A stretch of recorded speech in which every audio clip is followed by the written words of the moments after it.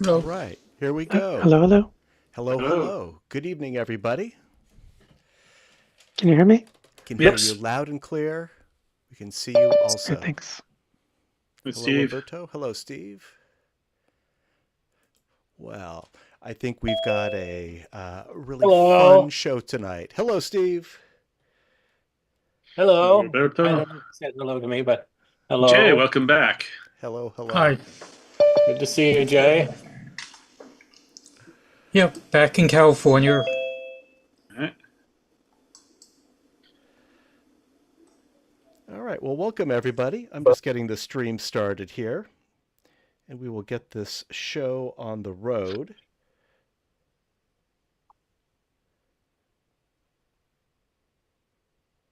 I saw the Billie Eilish Mm. concert that was directed by James Cameron.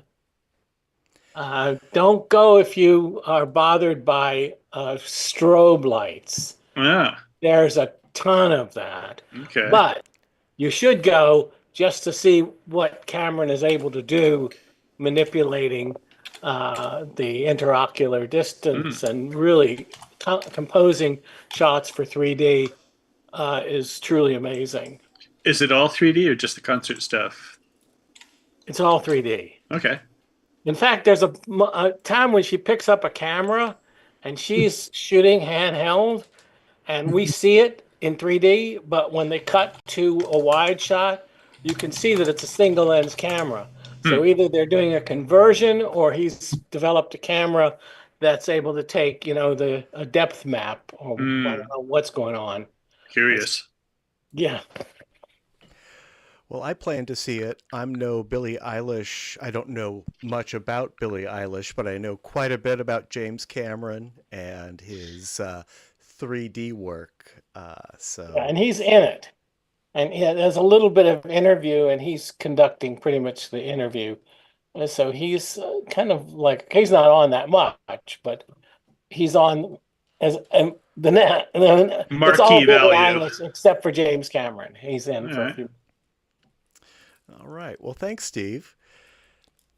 Yeah, I actually was going to make an announcement about Billie Eilish, Hit Me Hard and Soft, the new 3D concert film directed by James Cameron.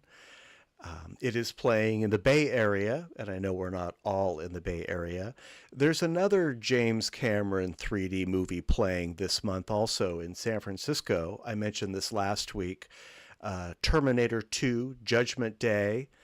This Mm. was directed by James Cameron in 2D back in 1991, I think. That's correct. It was converted to 3D under James Cameron's direction in 2017, and it's a pretty good conversion. I've got the Blu-ray.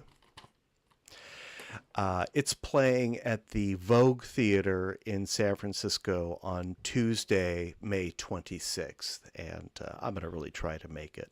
Um, I do want to support that theater's 3D efforts as well.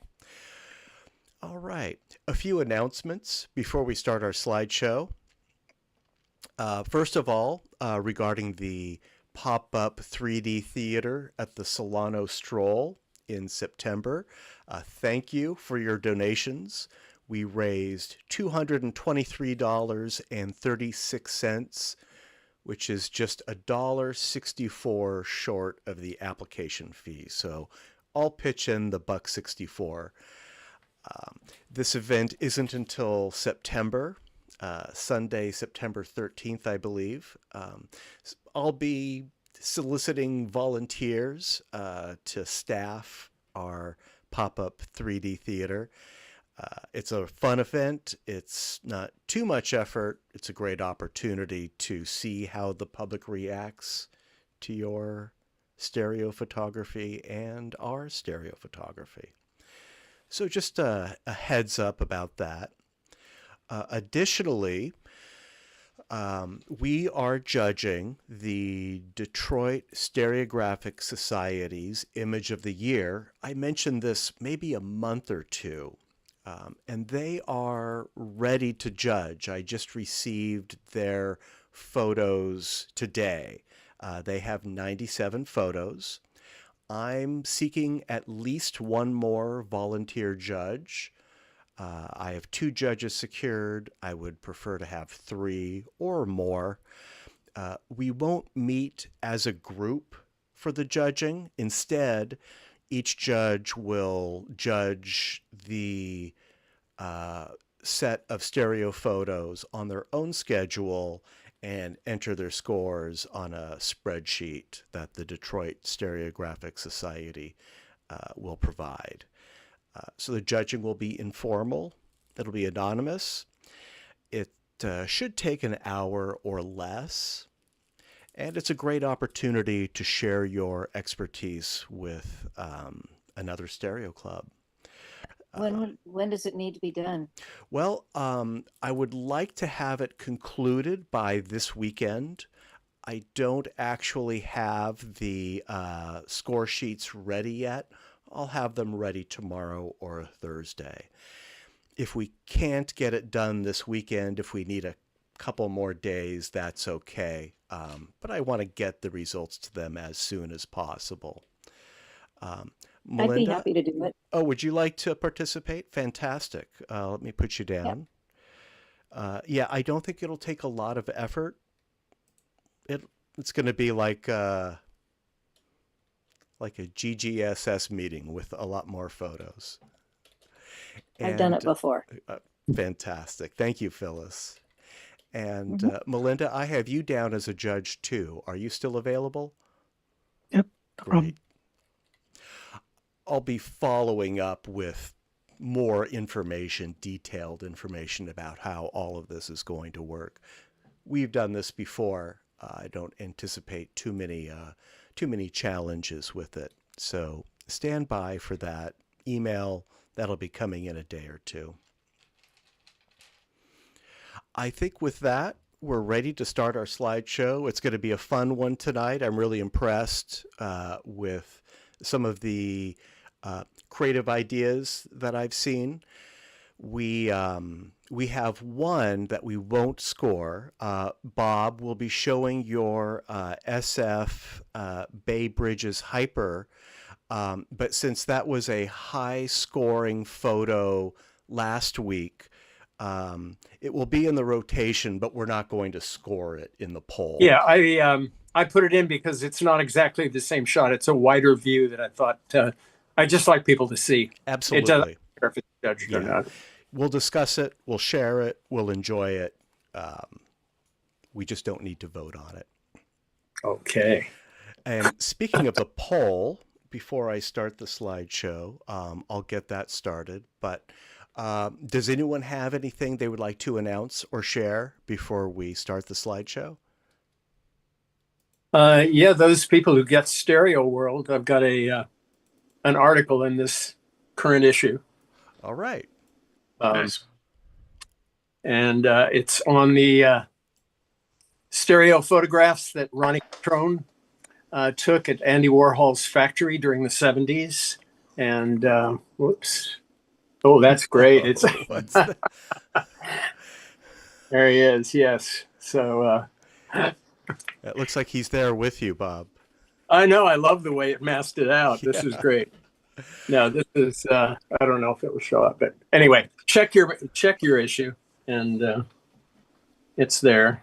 Have you received yours yet? Are they arriving now? I just got mine yesterday. Okay, mine is probably in the mailbox. And I know they sent a couple out early. I asked them to send out complimentary copies to the people who helped me, who supplied the images from the Smithsonian. So. All right. Well, congratulations, and I look forward to reading that. I think you'll enjoy it. All right. Yeah.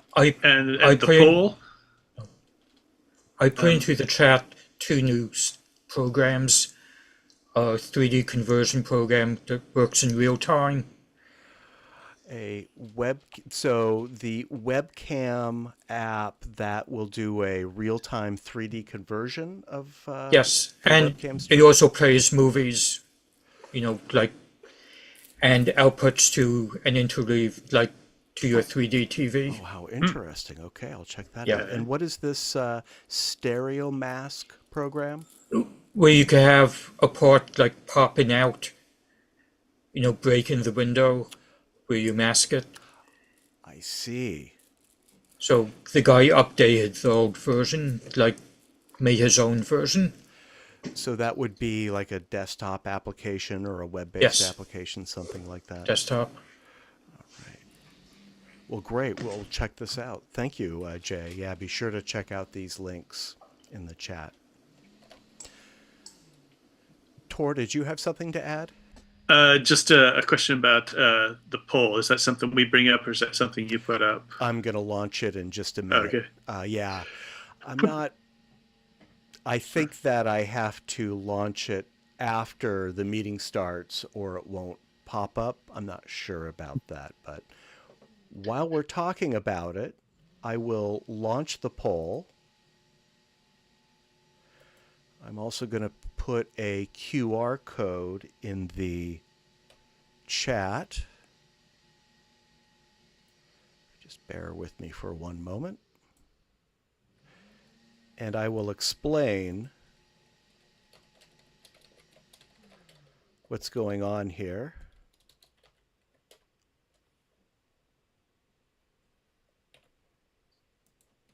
Once I send this code, there we go. So I'm generally happy with this new Zoom-based poll that we are using now. Participation is greater than before, and we are ending our meetings on time, at least the first time we tried this. I've launched the poll during the slideshow. As each photo is displayed, please use the poll to rank each stereo photo on a scale of 1 to 5, 1 being okay, 5 being wow. The poll can be used inside Zoom. If that's not convenient, you can also use your smartphone or tablet with the QR code that I just put in the chat. In fact, I need to use that myself. There we go.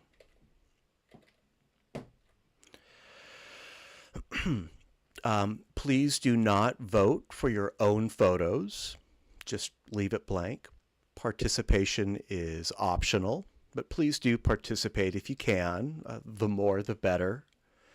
And the results will be ready after the slideshow. All right, let me share my screen here.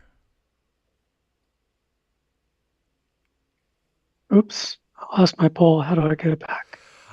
Do you see it do you see the QR code in the chat? I can resend it if you're not seeing it. Just a moment.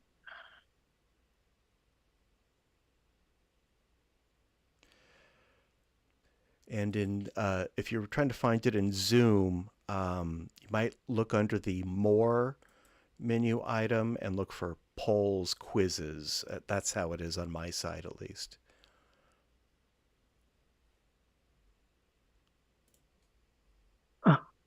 Got it. Thanks. Okay, great. Let me share my screen. It might take me a couple times to share the correct screen. Okay, it looks like I got it right the first time. If you're following along on Zoom or one of our live streams, you should see our title slide right now. And I should mention that, of course, tonight is our special subject for May, and our special subject is found stereo. So let's start with a found stereo image by Steve. The title is Dreamland. So those old timers here probably are familiar with what I'm doing every time we have this special competition. This is a Max Fleischer cartoon where he built a three-dimensional set, and then he placed his animation cells in front of it, one at a time, and then he would rotate the set, and you get this three-dimensional effect, similar to Walt Disney's multiplane. So these are just about 4 frames apart of the of course, the children are not in the same position, so I had to do a lot of cut and paste. And once I did that, I realized, well, it looks ridiculous because they're on the same plane. So I went and cut the little boy out and moved him a little bit so he's in front of the girl. This is one of Fleischer's color classics. He did to kind of compete with Disney's Silly Symphonies. But of course, these weren't shown in 3D. It's a 3D set for a 2D cartoon, right? That's correct. Yeah, they just I don't know that this is from the 30s, so I don't think they had. I guess there was 3D in the 30s. I think the first official 3D was the 1939 World's Fair, so this is probably before that. This is probably about 1936, I think, something like that. Well, let's see. The interesting part is that they did market the setback miniature process as a stereoscopic process, and etymologically, they're not wrong. Stereoscopy just means it looks solid. Yep, that's Yeah, true. it's also They called it the stereopticon process, or Yeah. something like that. Stereoscopic process.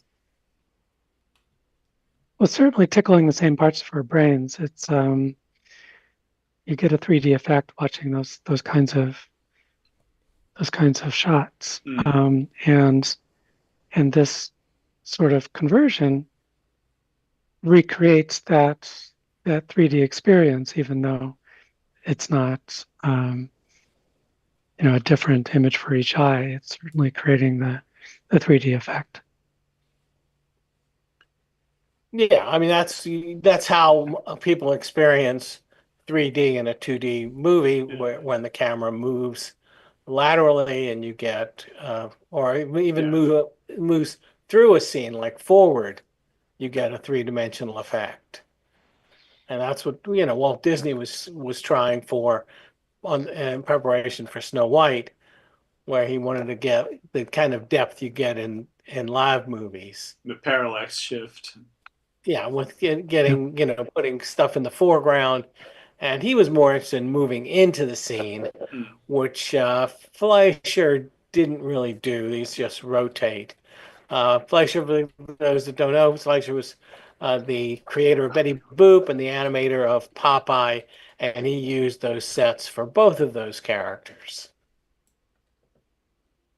They're very cool. There's a whole bunch of them. Somebody's probably made a database of which cartoons. I'm looking for it on YouTube right now to share it, and it's not hard to find. It is hard to find a good quality version of it. Somewhere in Dreamland, yeah. There's a lot of fuzzy versions of it, so yeah, I don't want to. I'm trying to remember where I got this from. I think I just did frame grabs from a DVD that I have, because so much of the YouTube is really fuzzy. These cartoons are so rich, they probably deserve a Blu-ray release. Indeed. Yeah, they do. They should be restored at some point. I mean, I'm sure the Fleischer Family Foundation, or whatever they call themselves, have been doing one by one high quality remasters over the last several years, and they do look very nice, the ones that have come out. Yeah, they have seen some good ones, and I think one of the Fleischer grandchildren is in the Bay Area, and she was at the Niles. Roxy. Oh, she also at the Roxy. I saw her at Roxy, yeah. Yeah, I met her at when the Niles Film Museum was showing some Fleischer cartoons. I've put a link. And of course, Go ahead, AI upscaling is happening too, and pretty soon there probably won't be any excuse for anything to be in low res.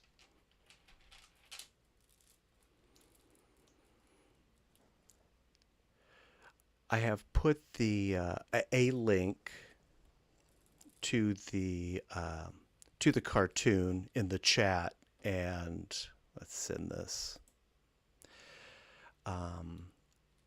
If you view this link, it starts about 2 minutes in where this technique is used, and it'll be more clear, I think, after viewing the animation, how this 2D stereo process works. I think Steve explained it very well, but sometimes you just have to see it. Did you have the link to the remastered high def version? No. I just There is found one in there.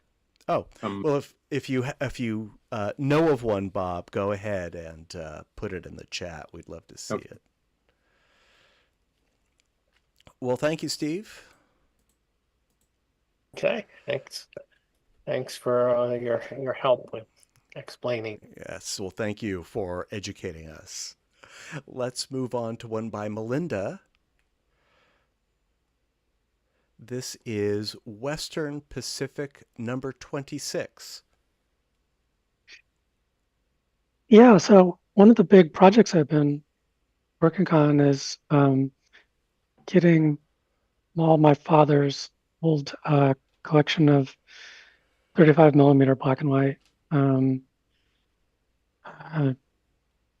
images that he had collected, get them scanned and converted, and that I'm processing them to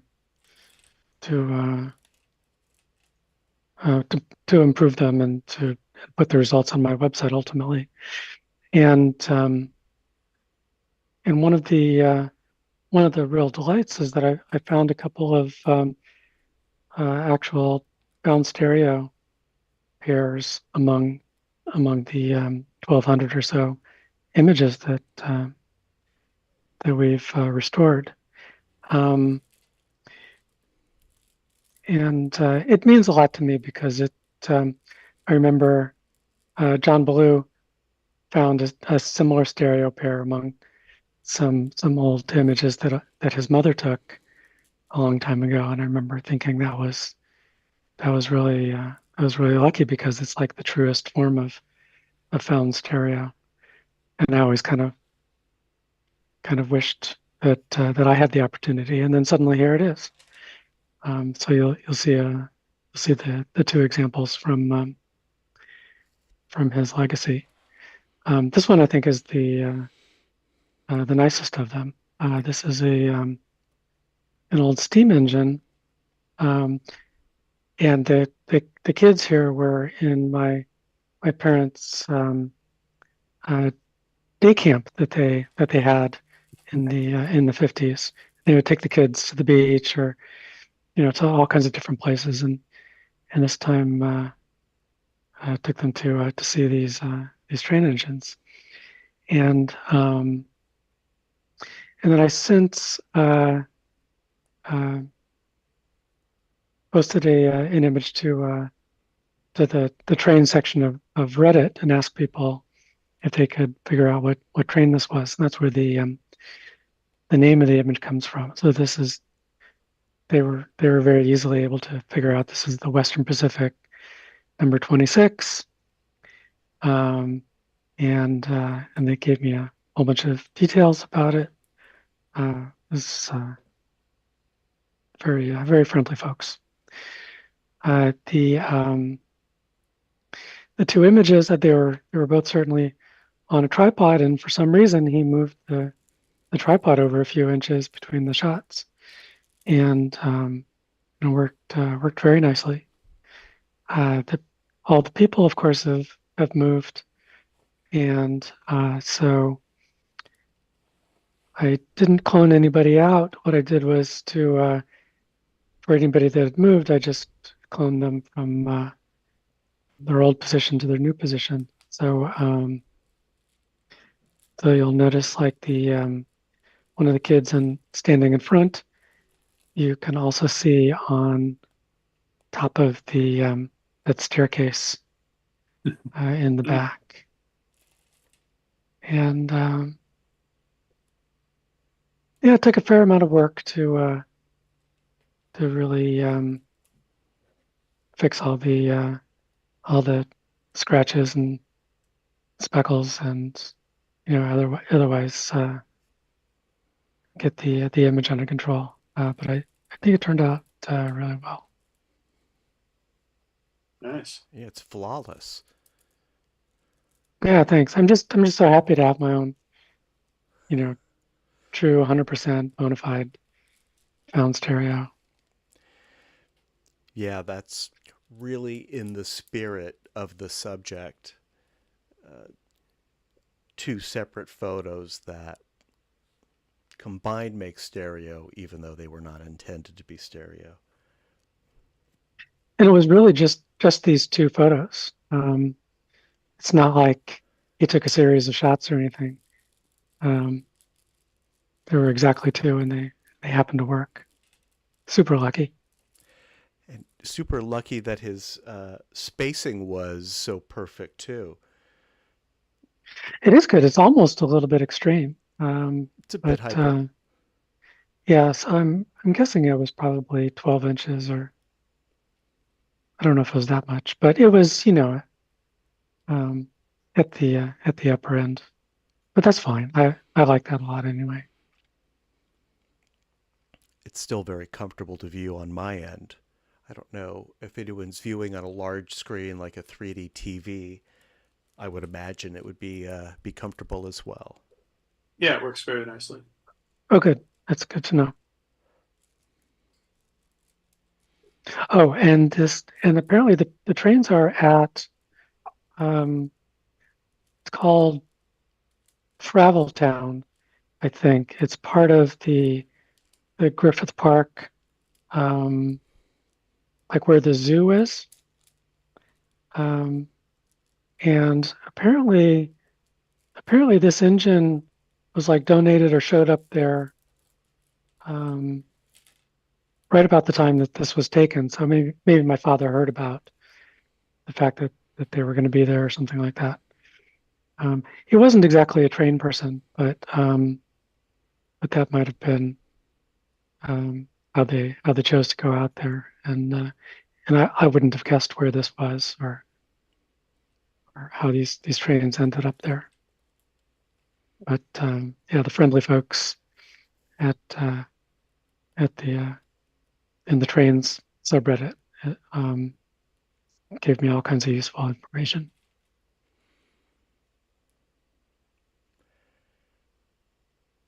Well, it looks like his exposure was on the mark too. Did you do any?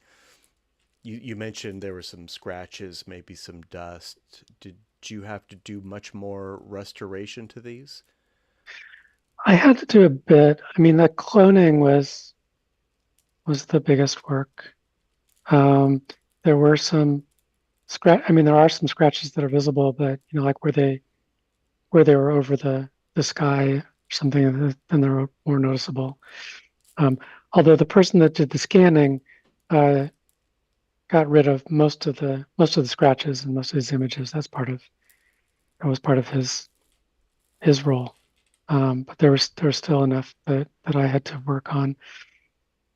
I think what else I had to in order to auto align the images, I lost some of the edges, and I couldn't just crop in. Otherwise, it would have been too tight. So I had to recreate some of the closest part of the foreground.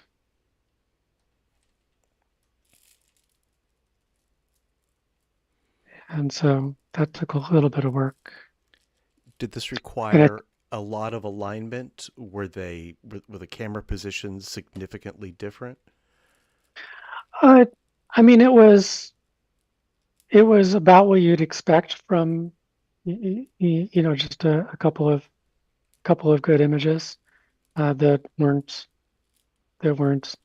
like automatically registered or anything, but it was enough, and there wasn't enough extra border to crop into to do it the easy way. So I had to invent a little bit of the foreground, and I did have to clone a few parts of the sky to fill in some of the black triangles that get left over by auto aligning and stereo photo maker.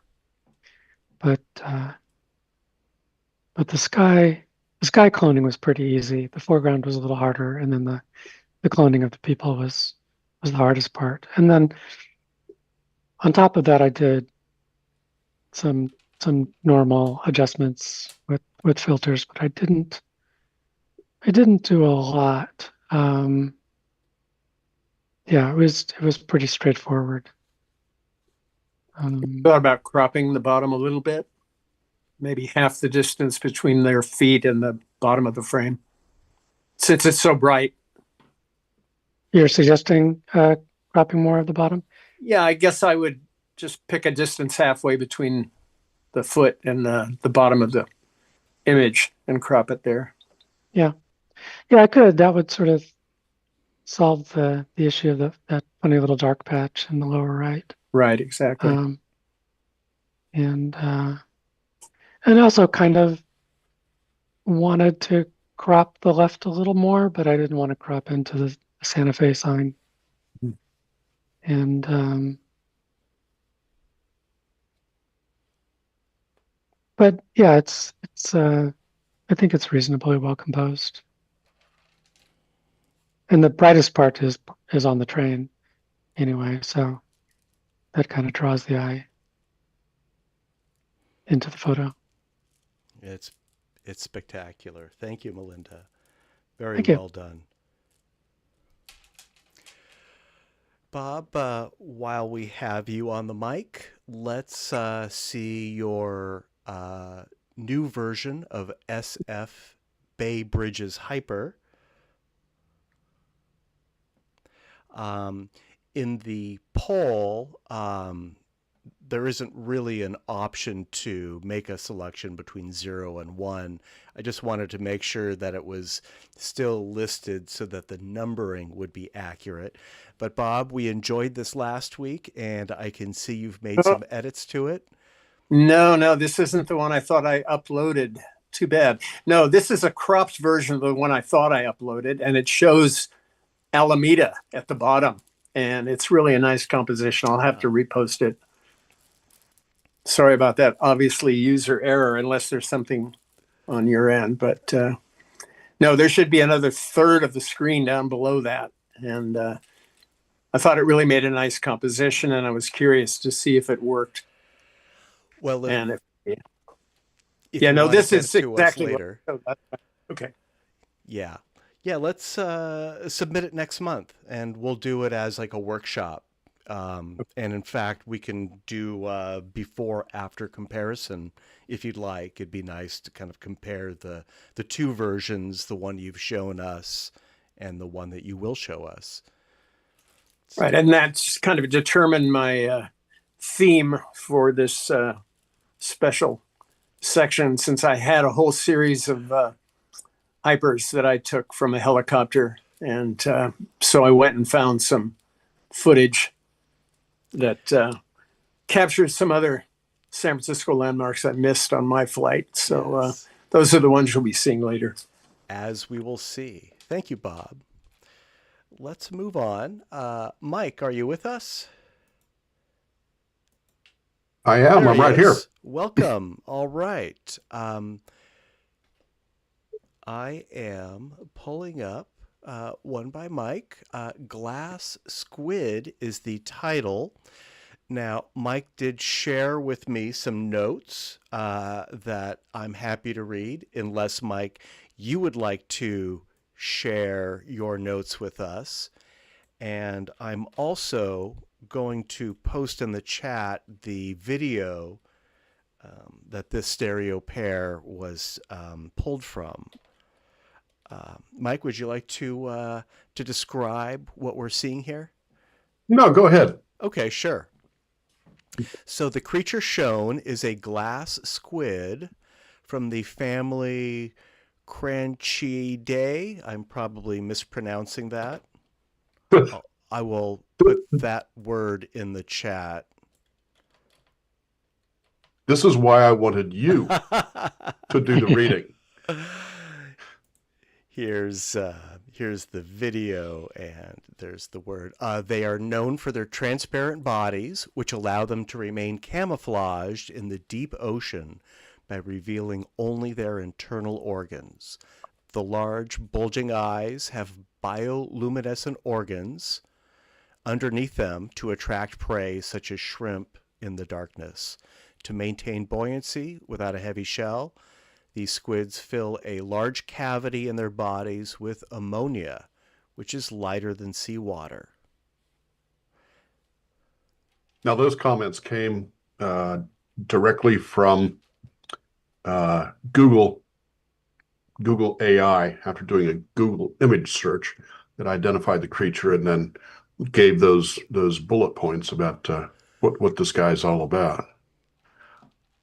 A couple years ago, I got during COVID, I got into a habit of watching live YouTube videos of undersea exploration, where they got these big research boats to go out and drop an ROV down to 4 kilometers down into the ocean, and so these scientists just kind of cruise around with this ROV and identify creatures and landforms and volcanoes and things like that. And I thought there was only one company that did it, but it turns out there are many that do. There are many streams on YouTube that do it. This one is from Schmidt Oceanographic. This is from a highlight reel that links in the chat. And there's down deep, there's something called marine snow. And marine snow is basically fish poop and fish bodies and just flakes of nutrients that float down in the column.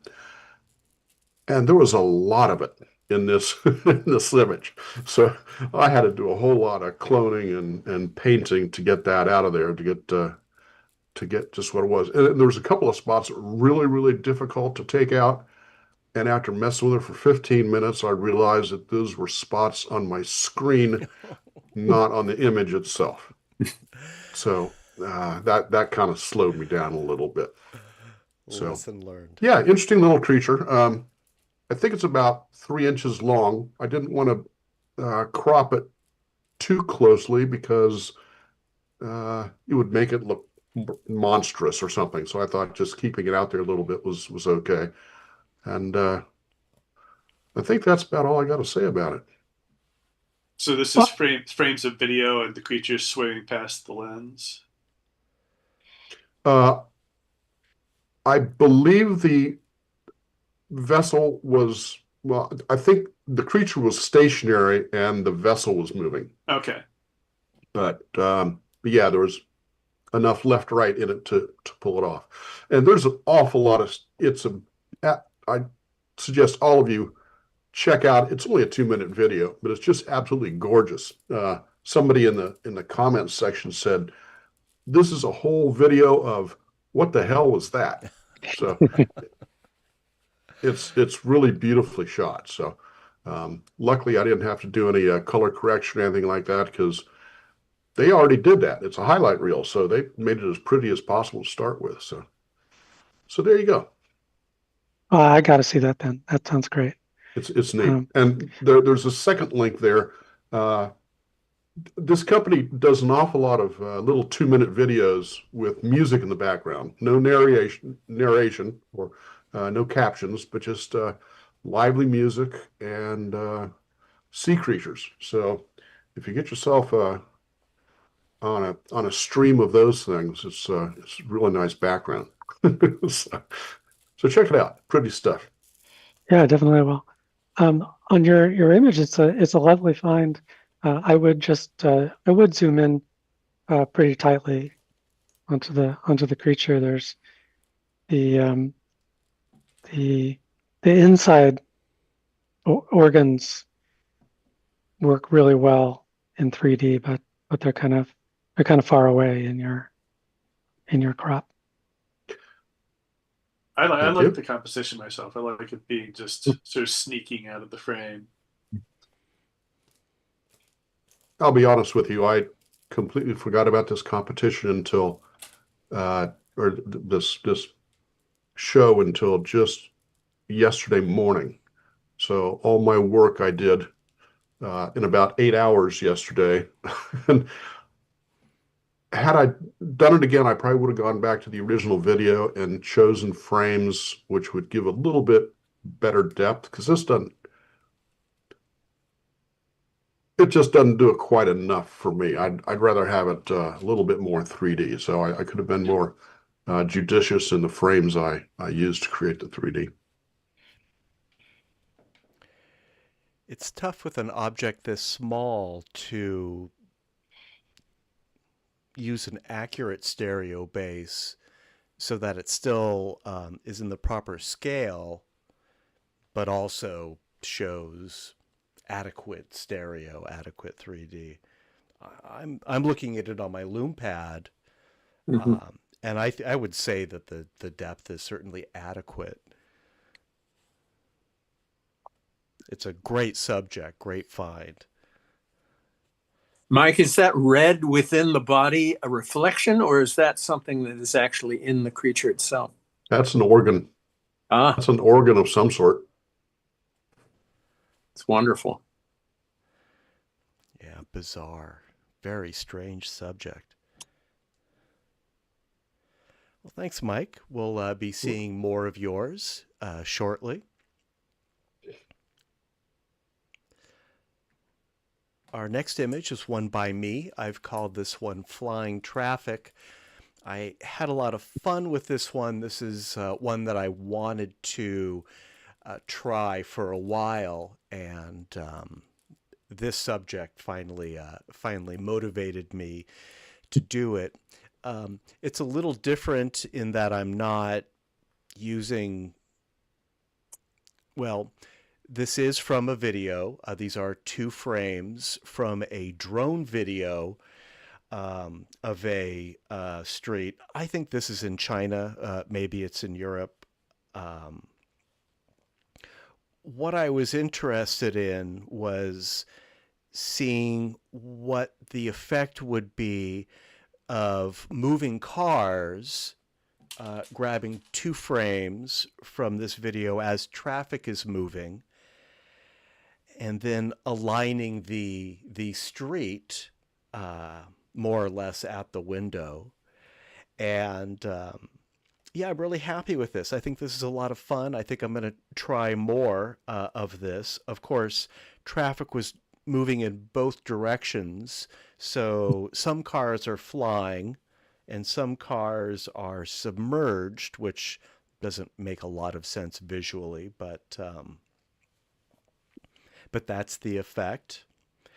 I found this video on YouTube. I don't have a drone.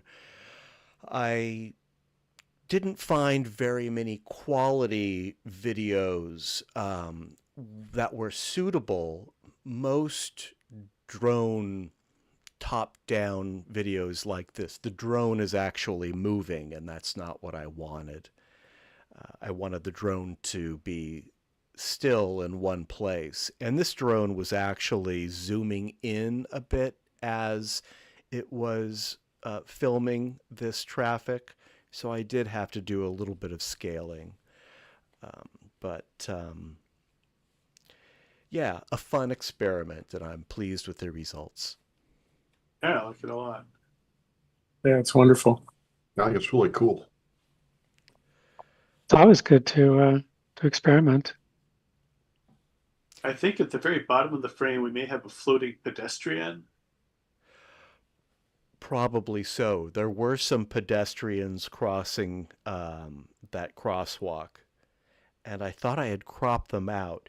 I didn't do There's a any. spot right in the lower left, just at the curb. There's Yeah. something that's above the plane. I think that is a pedestrian. Yeah, I could paint that out.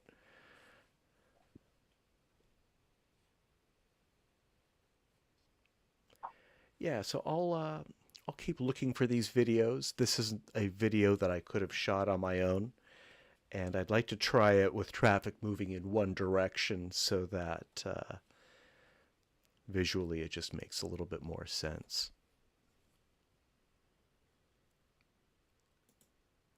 Yeah, a lot of potential here. If you have lanes of different speeds, then you'll have cars of different heights. And that's exactly what I was looking for. And the cars, they are at slightly different heights. They were moving at mostly the same speed.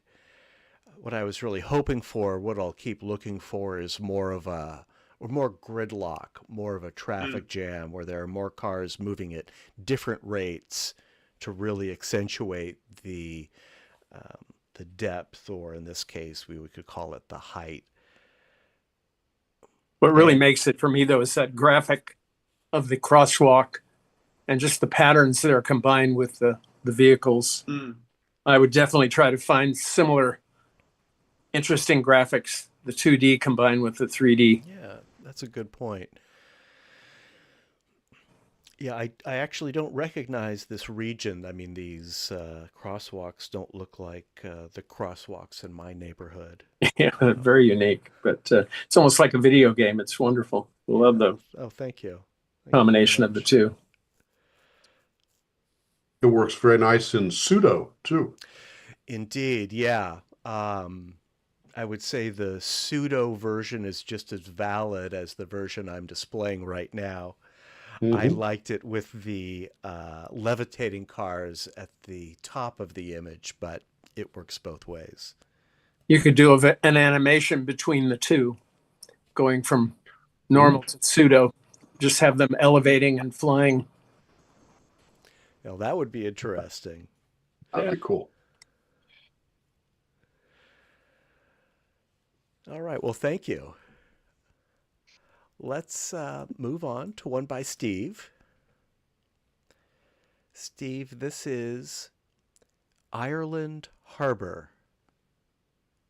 So yeah, I also got a video with a drone. I literally just Googled or YouTube searched drone footage, and there was this amazing 4K video of a tour of Ireland, and it was an hour long. There's tons of, obviously there's a lot of footage where they're just moving towards something, but there were enough that it was flying laterally, and this particular one had a lot of color, so that's why I picked it. And I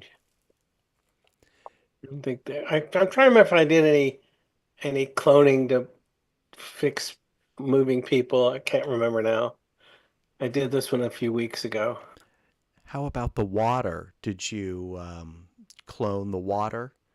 I didn't do anything with the water. Oh, looks good. Yeah. I find water, even when it has like a retinal rivalry, it gives a little bit of a shimmer that to me is acceptable. Mm-hmm. Yeah, it's only when you have waves in different positions that it's really disruptive. Yeah. Yeah, that's a nice effect, but I don't even see that effect here. It must have been a fast-moving it was drone. pretty calm. The water's pretty calm here.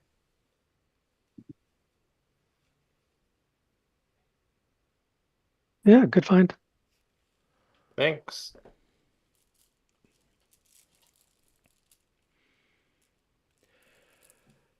You know, something I found when I was looking at drone footage is a lot of the drones are rotating as they're moving. Did you find that, Steve, in this video?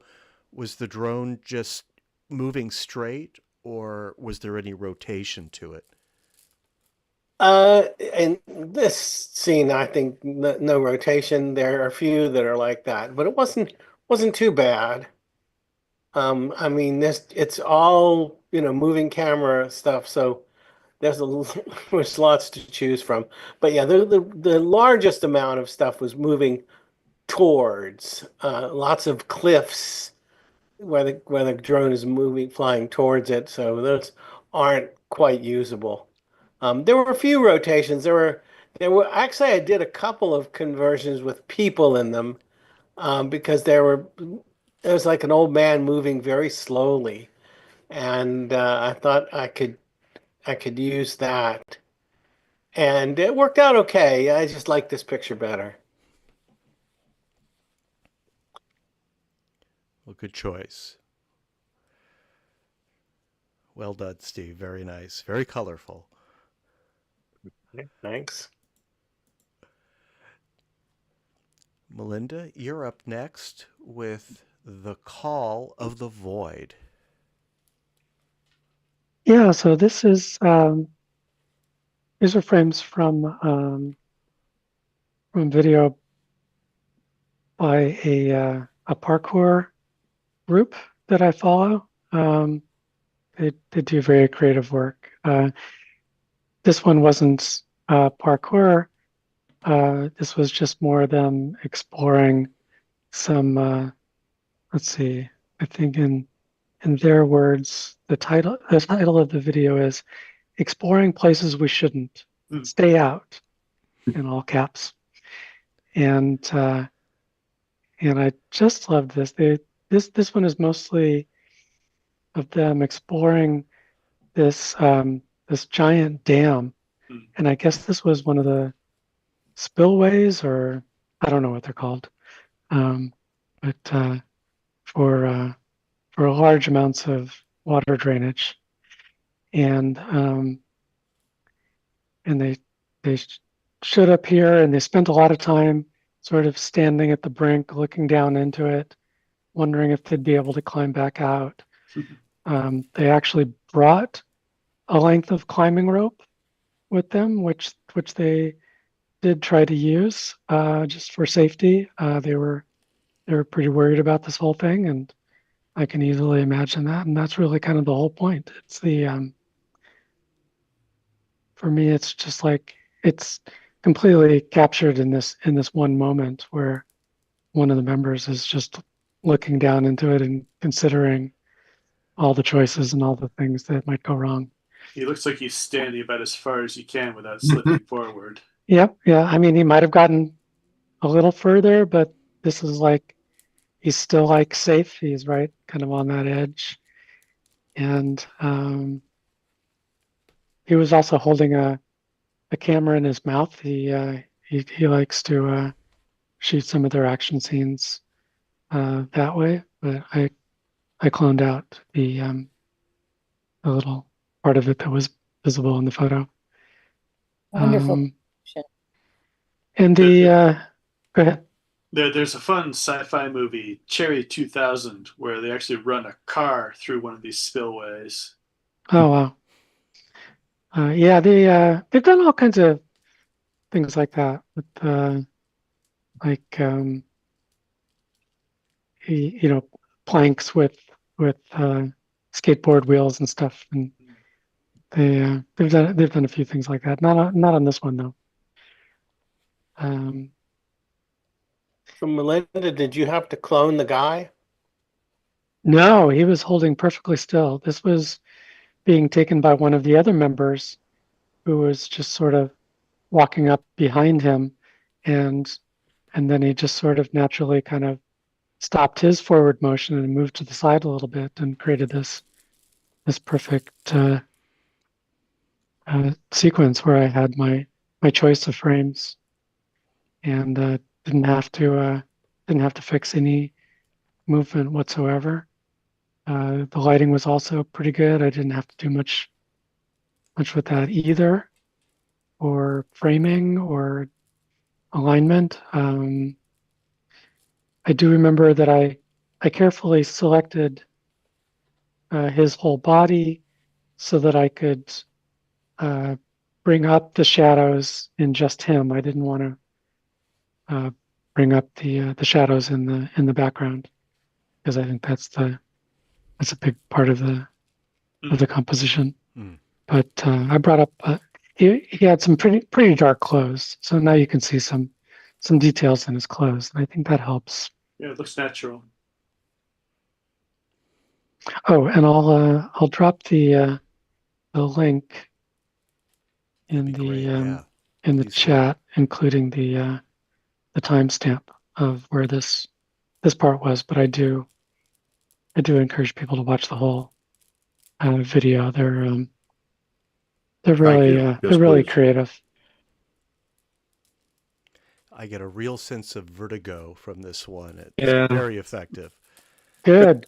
That's the whole point. I just love, and that's why I titled it "The Call of the Void." It's like those. I mean, I don't know how common people have it, but it's very natural for me to get that little urge to jump or to slide down, or whatever you obviously don't want to be doing, and it causes the sort of butterflies in the stomach kind of feeling. It's I think it's a perfect illustration of the psychological phenomenon. If anybody's looking to watch the video, at least on my end, it's listed as private. Wouldn't let me watch it. Whoa, that's unfortunate. Oh yeah, look at that. It's private now. I'm sorry, they took it down for some reason.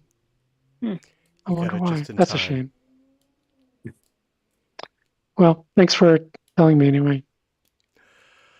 Well, thank you. It'd be a real shame if that just kind of showed up on in a Google Doc location, Melinda. If what showed up in Google Doc, The video, your copy of the video. Do you have because a somebody copy else of the copied it, video, you mean, Melinda? or I don't have a copy. Oh, never mind. But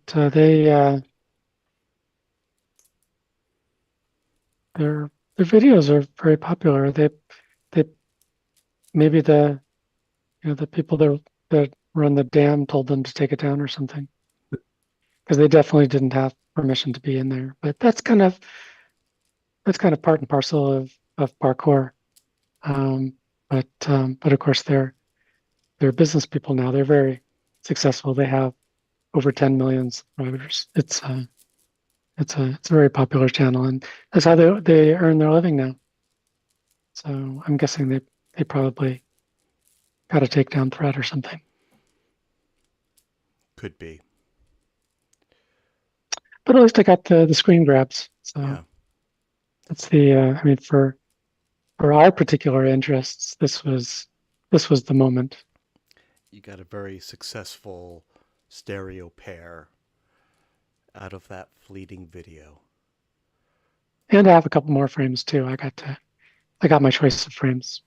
It was it's everything that you want your found stereo to be. It was very natural and easy, and I didn't have to do anything extreme. All right. Well, thank you, Melinda. Thank you. Spectacular.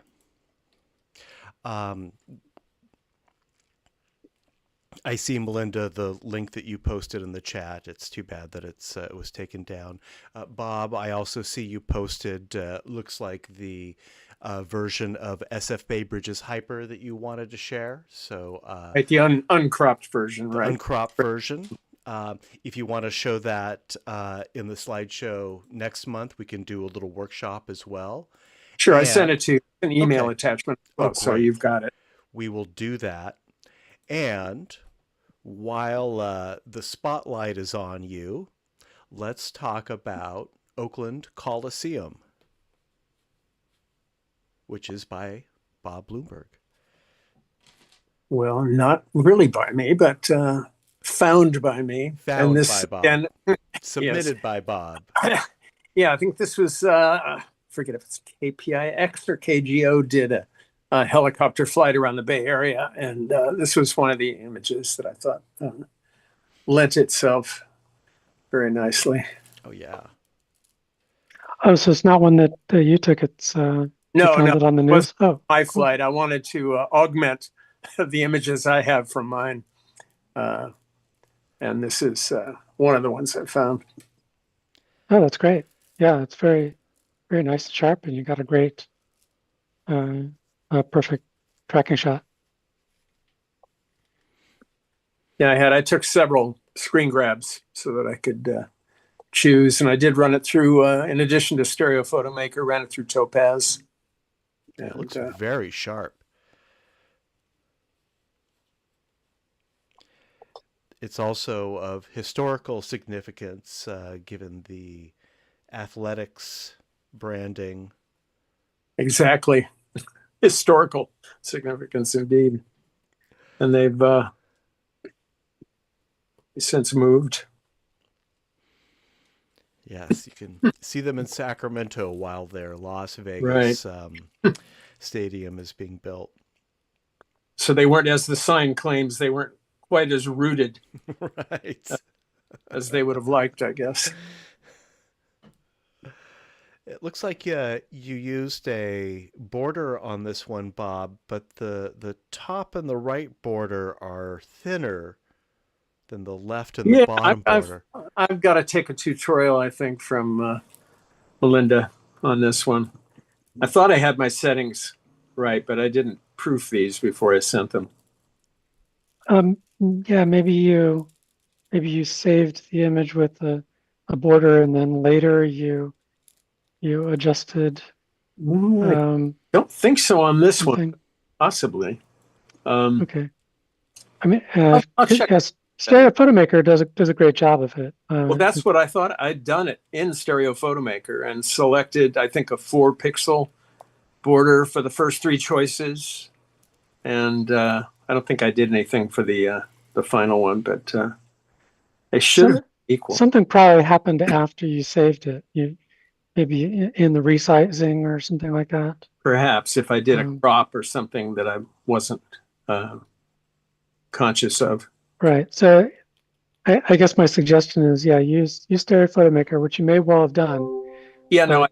But the very last thing you should do is add the border before you save it. Oh yeah, right. That's what I've been doing, but apparently I went back or did something. So I'll take it back into Stereo Photo Maker and reborder it. It looks fine, and I like that it has a border. It seems to help, and I like your tight cropping. It seems perfectly appropriate for the subject. It's very dramatic. Great find, yeah. Thanks. And this is the kind of stereo photography you can do at home in front of the TV, just watching the news and keeping an eye out for those shots that work. That's a good one, Bob. Thank you. Yeah, speaking of that, there's a lot of screensavers that Xfinity uses of exotic places around the world that would make some great. Like to be able to grab them without having to photograph them off the screen. But, I was going to suggest you can get okay results photographing the screen. I mean, a 4K TV results. You can get perfectly clean shots off of. Yeah. I've done it. Just sometimes the video creates some anomalies and banding that I don't like. But, it's definitely a trial and error approach. Mm-hmm. Well, thank you, Bob. Mike, what we have on the screen now is Gimme a Lift, will ya?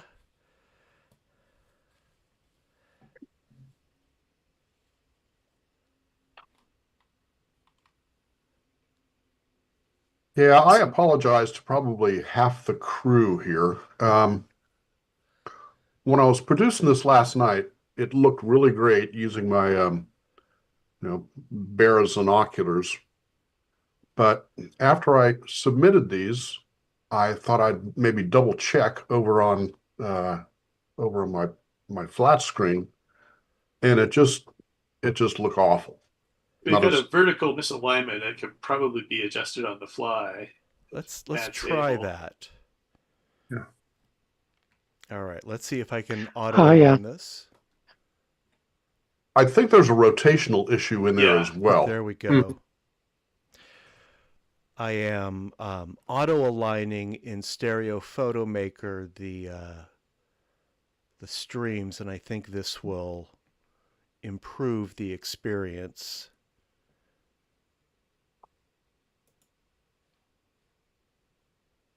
Okay, it might take a few moments for things to catch up on the stream. Mike, was there any frames that showed more better. of the top of the crane, or? No, there was not, and that's much more comfortable. Yeah. Still very extreme. that was just an SPM auto adjust. That's what I did. Yes. Yeah. I just ran the auto adjust. I suspect that the drone, I presume this was a drone shot. I think SpaceX is too sophisticated for helicopters, but I suspect the drone was probably rotating a little bit. And what I notice in these drone shots is that the operators, it seems like they can't help but, rotate around an axis of the subject. It's just, I guess it's something they can do. This actually may not have been a native SpaceX shot. I follow another group called RGV Aerial on YouTube that does constant coverage of SpaceX things, and they send up a small Cessna plane once a week and photograph real detailed shots of the site and the construction site and the launch site and the test site, and this might have been from one of theirs. And like drones, airplanes also circle around items of interest. So I had processed this with SPM, and I'm not sure why your SPM worked better than mine. I'll have to look into that.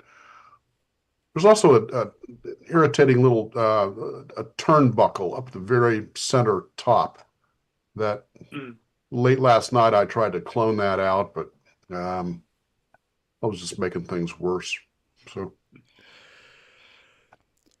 well, I think we've improved it, and I do have some notes here, Mike, if you'd like me to share them. I know you have more SpaceX themed found stereos. So let me I'm going to do two things. You did send me, Mike, a link to a video, Starship Test Like You Fly. Is this image from that video, or are the subsequent images from that video? The subsequent images are this one. I'm not certain. I'd have to look the video again. I'll tell you what, I'll share the video with the next photo just to make sure. I don't think it really matters. Thank you. But Thank you. I do want to share that information, yeah.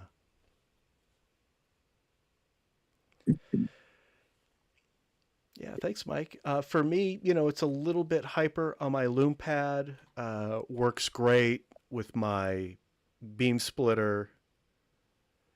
And the Anaglyph version is even more forgiving. It's pretty aggressive on my TV. I would say this is a stereo for small screens. Thank you, Mike. Again, I apologize that I didn't double check this on all my devices. I'll make sure to do that next time.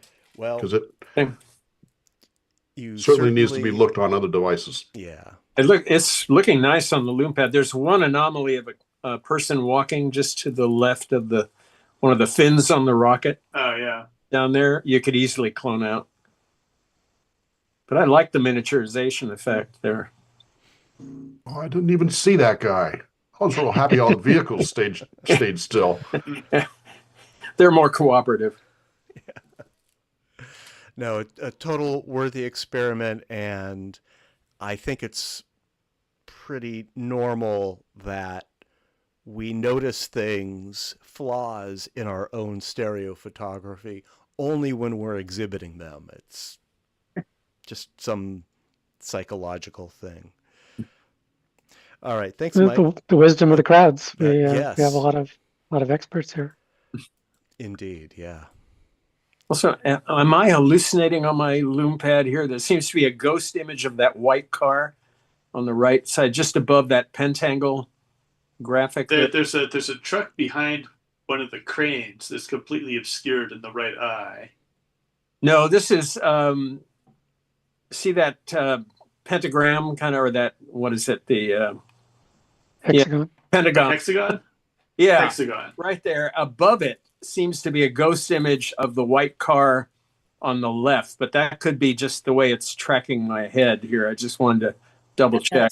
Yeah, it might be your viewing system. Yeah, I think see it is. that too. I think it's just ghosting on the loom pad. On my other devices, I don't see that. Yeah. I think alien invasion. If I take my glasses off, the overlap is the right eye of that truck is directly over the left eye of that hexagon. So yeah, it's probably just a viewing system. Yeah, well, I'm looking at it on my loom pad. Yeah, I guess that's just, high contrast enough for the loom pad that it's gonna give us a little ghosting. I'm seeing the same thing. And enough of a visual pattern that your eye's leading to it. You'll look along the trailer and you see something in front of it. I think you're right. Yeah. Okay. All right, let me move ahead, and I know it's going to want me to save these, so let me do a little bit of clicking here. Okay, that worked. This one's mine. I'm completely dissatisfied with this one. I think Mike really pulled off what I was trying to achieve here. Over the years, it says my screen sharing is paused. There we go. Okay. Over the years, I've done a lot of these found stereo rocket shots from the Apollo era, from the shuttle era. I really had a hard time finding high resolution video of Artemis 2 on the launch pad or on its crawler that was suitable for this exercise. And I imagine if I had looked a little bit more, I might have found a higher resolution video with more visual interest and more elements for the depth, but it is what it is, and that's all I have to say about it. Do you follow Scott Manley on YouTube? He gets a hold of really nice footage. I do, yeah. I don't think he had any shots like this. He had great shots of the launch and how incredibly bright it was.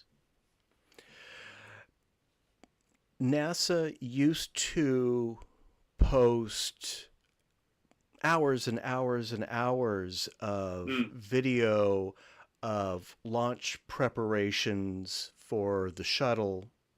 And of course, they've archived all sorts of scanned film from the Apollo era. Maybe NASA just hadn't posted all of that video yet, but what I kept finding was tightly edited videos that started at T-10. But, a launch takes several days from, start to liftoff. And I'm sure there's a lot of video out there that would be more suitable, but, or it's not out there. Hopefully it will be out there. Well, there's also a lot of raw data on the NASA website that you can browse. That's where all these other people are getting it from to make their clips and stuff. But you can go straight to the source because all of the NASA data is public. Well, except for their government launches and stuff. But but basically all the science and all the data um, has to be available to the public. Yeah, I've seen some incredible stereo photos from the Mars rovers from that repository. I've seen other space-based. This, I think, I don't know if the original footage is actually from NASA. This could be just news footage. Um, but I am hoping that NASA will be posting more videos from this. They have posted a lot of still photography by the astronauts during the mission. Definitely worth checking out. You can find an awful lot of that stuff on Flickr. Their Flickr Yes. site has got tons of still photography. Good to know. Yeah. Thanks, Mike. Let's move on to one by Steve. We saw a version of this back in April. The title is Northern Lights. Steve, tell us how you made this and what you've changed. So, yeah, this is two pictures that I don't know that I took, but I was taken when I was there. I think this is our tour guide was taking the pictures because he had, you know, better equipment. But this is just, um, the Aurora Borealis doesn't move in 3 dimensions per se, but these two pictures kind of, when I played them side by side, it kind of looked like a 3D effect. So, um, and then I ended up just moving things around because it just didn't look right. I think that one people had said that the mountain in the bottom third of the picture, or that land was not in the right place, and I realized they were correct. And I kind of fiddled with the reflection, and I skewed the water, and I did a lot. Once I was done, spent several hours on it, I realized it probably would have been smarter to just take a single picture of the aurora borealis and then tweak it to add depth. But that wouldn't be the assignment, would it? So, But this is essentially two separate photos, not intended to be a single stereo photo, right? that is correct. Yeah. They were two photos taken with a tripod, with a fairly, not a long exposure, but longer than what my phone could do, um, and a few seconds, and yeah, all that stuff that I did, I hadn't done in the last go round. I did a lot of manipulation on it, and then every time I would fix something, I would see something else, or that fix, revealed another problem. It was one of those kind of, until you reach a certain point, say, okay, that's all I can do with this. I think it is an improvement. As I recall, I think it was a bit forward in the window, the original that you Yeah, showed us.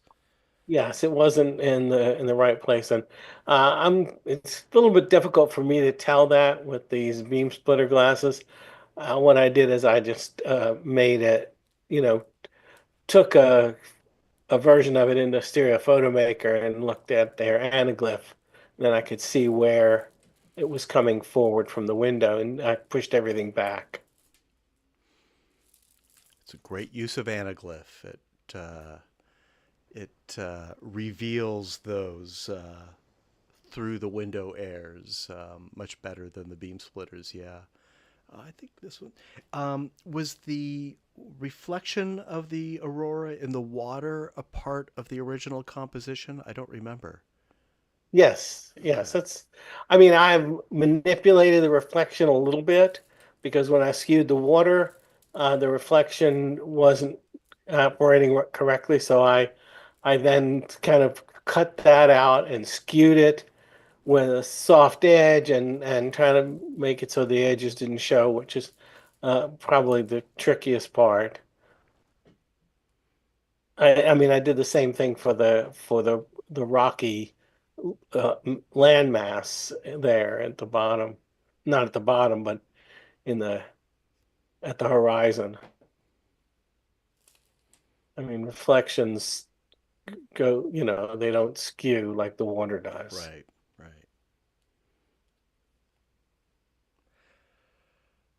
Well, I think this is a big improvement over the original version. Thanks. Yeah, I think so. I think it's a little bit more pleasing to look at.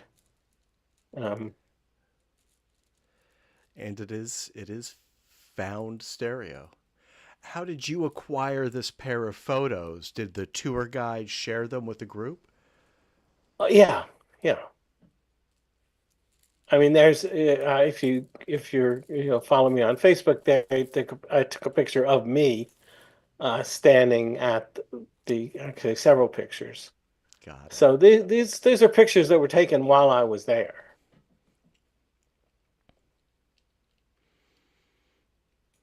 But yeah, I didn't supervise the taking of the picture. And it wasn't So an intentional cha-cha. it was not, no, and yeah, Chacha, of course, you'd move the camera, and this was on a tripod. The camera didn't move at all. The Northern Lights actually shifted in a way that kind of had the illusion of depth. I have seen somebody, I think it was one of the 3D cons, somebody had a 3D picture of Aurora Borealis where they put the camera like several miles apart, the two cameras, and did get a three-dimensional view. But this is a single lens in the exact same place. And the depth only comes because there was some, I mean, it's constantly moving. It's almost like lightning. So it's rare to get two that are this close. Kind of like clouds.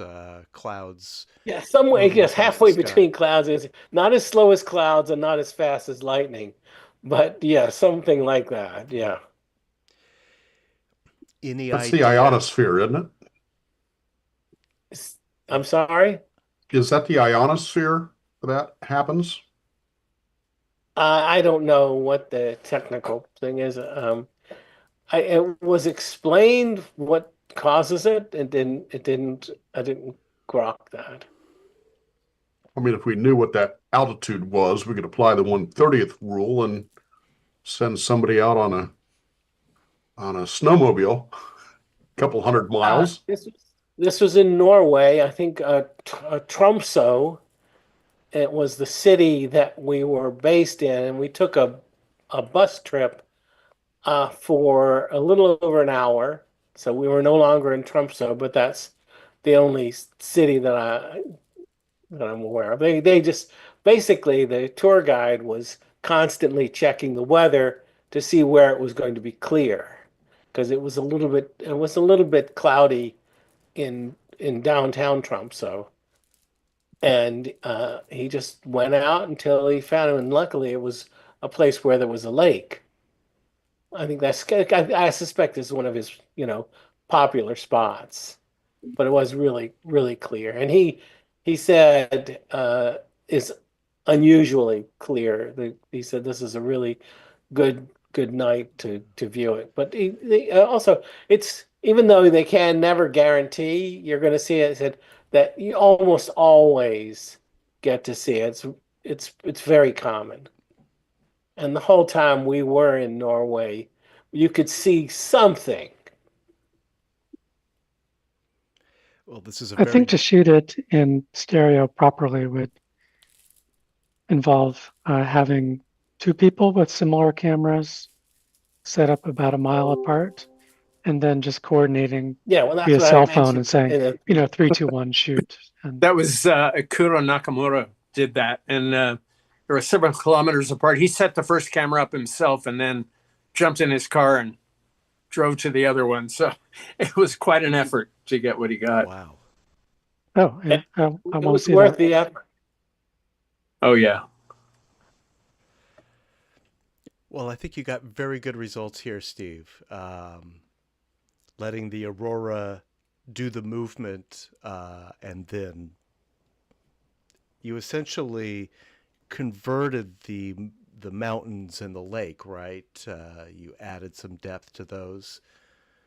Yes, and those sort of purplish horizontal streaks, they were there, but I manipulated them a little bit because there was an inconsistency from one frame to the other.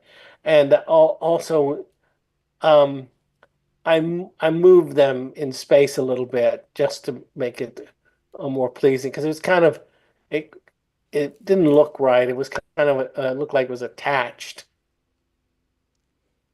I don't know if that's the right explanation, but it just didn't look Yeah, right. well, looks natural. It looks like it's, set behind those mountains, so it's not actually connected to Yeah, anything. Well, thank you, Steve. Yeah, very successful. I'm thank you. glad you did some more work on this one. It's great to see it. All right, thanks. Melinda, you're up next. Tell us a story about aging. Yeah, so that's the title of a video by my favorite new artist, Kelly Bosch. She uh, uses AI rendering, animation, and music generation. As far as I know, she does it all herself. It's pretty amazing what she gets out of these bots. And and this one is literally a story, somebody reading a story about her aging, her getting old, and how she feels about it. And it's very moving, and the and lots of different uh, sort of scenes and clips and things that sort of match the subject that's being spoken about. In this case, clouds, and I just loved this beautiful tracking shot through these clouds, and the and I don't know how she did it, but uh, the the AI got the depth right. There was like nothing that I had to fix, and the composition is all hers. I I the way I work is whenever I get some source material that looks like that's gonna be worth working on at some point, I do the sort of alignment, composition, cropping, and just save that along with the original version, and that for working on when I'm intending to submit something. And I've had this one for a while, and when I went to work on it, I really was struck by how little I had to do. In fact, I did do sort of my normal filters and stuff, which looked nicer to me just like on a purely aesthetic basis. But I liked this original version because a kind of a drab effect is very suitable to the subject of aging. Um, and oh, and I'll post this video link, which I'm sure is Yeah, please do. still good. Whereas,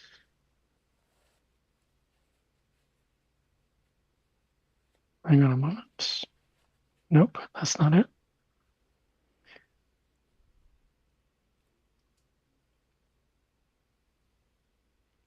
There we go. There it is. And so that's queued up to the exact spot. But definitely go to the beginning, and watch the whole thing, and you'll see what I mean. It's very touching. It's very beautiful.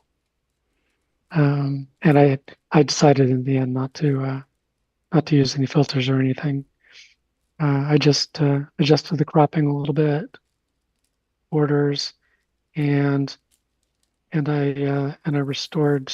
I turned the I cloned the watermark in the lower right from one side to the other, so the watermark is in place too, because she definitely deserves all of the credit.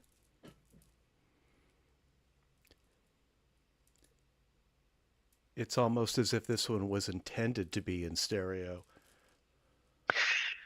Yeah, well, I mean, it's kind of how I feel about the cinematographers that always do these tracking shots, because even if they're not doing it consciously, they kind of know the effect that it creates in our minds. So it's really kind of all set up to win when they do a good job. The textures and the colors are reminiscent of Dali's paintings. There's one called Remembrance. It's gorgeous. Yeah, it's just that one thing strikes me, that the clouds in the foreground, at least to my eye here on the loom pad, seem rather flat. And I'm wondering if that... Let me take a closer look. The others seem fine. These in front, I want to kind of mold them a little bit, make them a little more 3D. I think I see what you mean. Like the one in the middle left seems to have more depth. Yeah, the one on the right, the kind of tan colored, multicolored one, seems like it should have more depth, like a cauliflower. Yeah. There, but it seems rather two-dimensional. Yeah, take a look. If you watch the video, see if the clouds look fake or flat there as well. I think, at least in the middle and background, everything seemed to just work perfectly. Oh, yeah. It looked very. Yeah, they're fine. Looked exactly like like out of an airplane.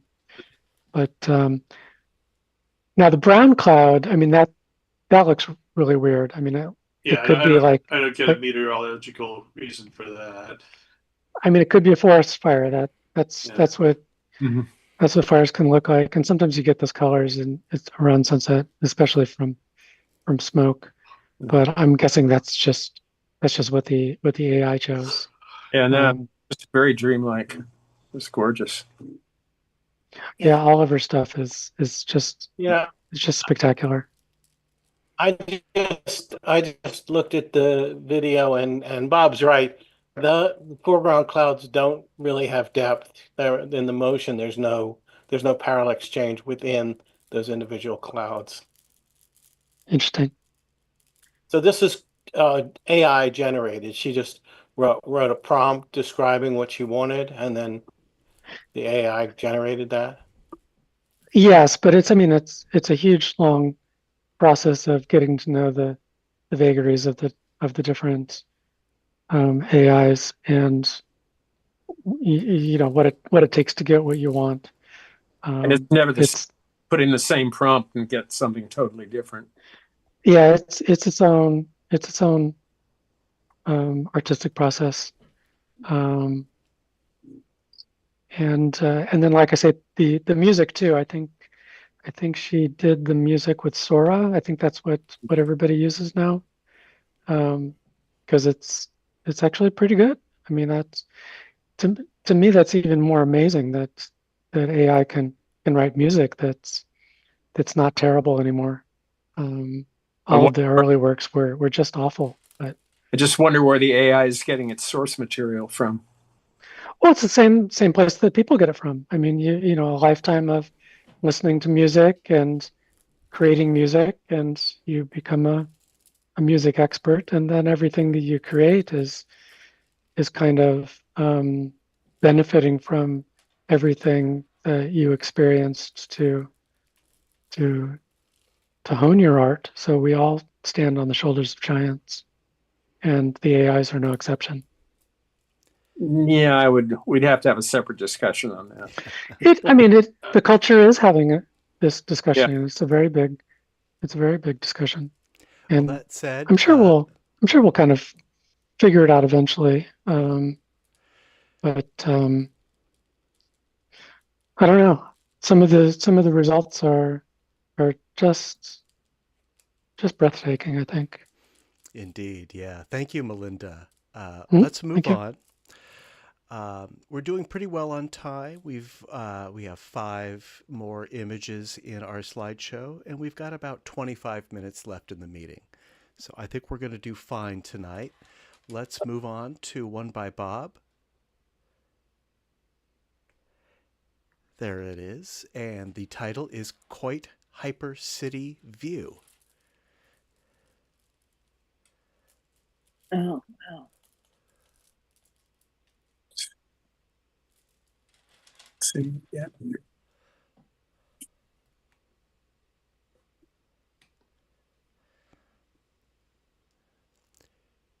Should be I popping up on your lead I pad loved about all now. the landmarks that are included in this. All the towers and a pyramid thrown in.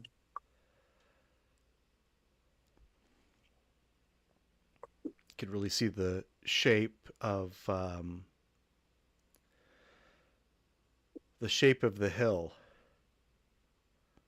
Yeah, no, I like seeing the topography there. I wish it was a Topography. clear day when they made their run. I was tempted to do some sky replacement, but refrained. It is what it is. Looks realistic. Well, it was. I mean, that's shot from a helicopter. Did you get this from from a similar video? Was this also from broadcast TV? Yeah. Mm-hmm. They were doing a piece on the photographer who takes their aerial shots. So they were featuring him, and he was talking about some of the shots he was able to get. And again, as Steve mentioned, finding parallel helicopter shots was a challenge because they do tend to go around buildings and zooming in and flying in and past. You got Coit Tower in just the right spot too. Yeah, very nicely. Really nice foreground framed. element. Mhm. Like I went through several crops on this one to get that.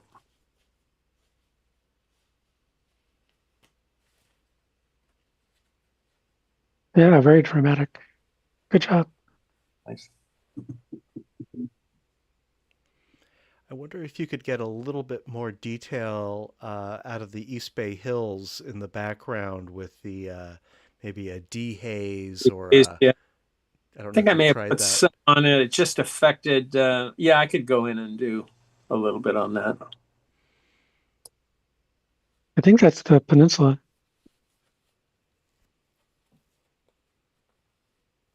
Yeah, you're right. It's not the East Bay. East Bay is off to the left, I believe. Yeah. Yeah. Unless we've had an earthquake I don't know about. I don't think that.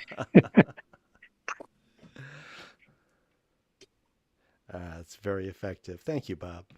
Sure.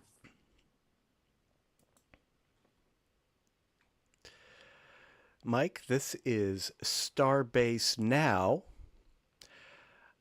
I am going to put the video that this was extracted from in the chat. And I have some notes to share.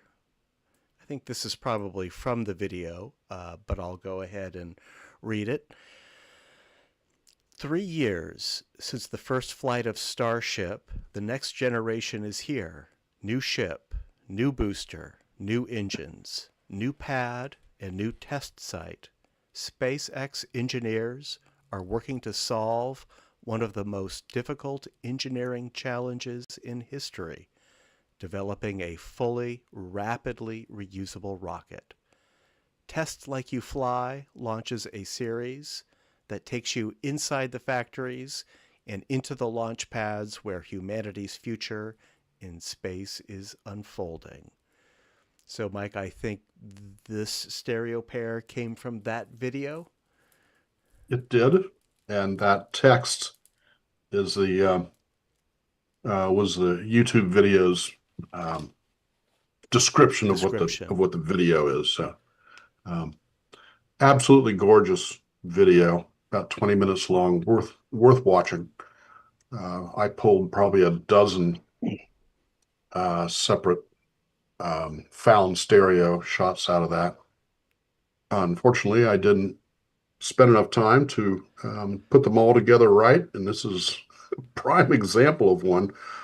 It looks good in the mirrors, but when I put it up on the screen again after I submitted these, the whole image just comes out of the screen right into my lap, and it just looks terrible. So I apologize to those of you that have the splattering all over your room. It was not meant to come out of the screen. Mike, you could crop that up just under that truck. I think it would take care of that.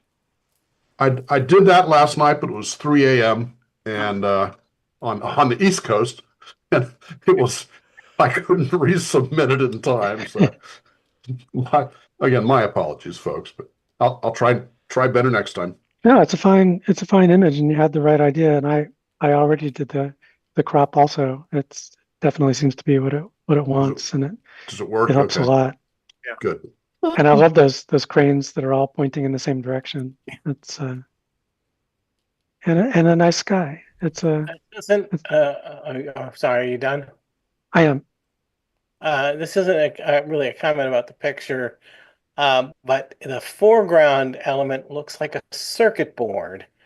I don't know if that can be used in any way, but it seems somehow appropriate. Interesting. Yeah, if it weren't for that big silver building there, whatever that is, you could do a false frame on this and have some of that foreground sticking out. But I think it works if you just crop it under the truck, because all the main action and all those saluting cranes or whatever they are, look like loyal employees of SpaceX saluting. Oh yeah, maybe All hail it's the Elon. wrong kind of salute. Uh-oh.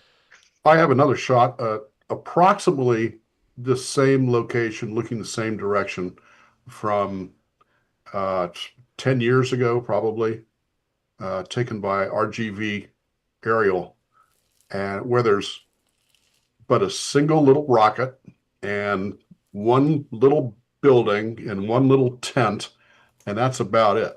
And it's quite in contrast to what this is. This one's titled Starbase Now, and obviously the other one was called Starbase Then. So I'll share that sometime when I pull it out.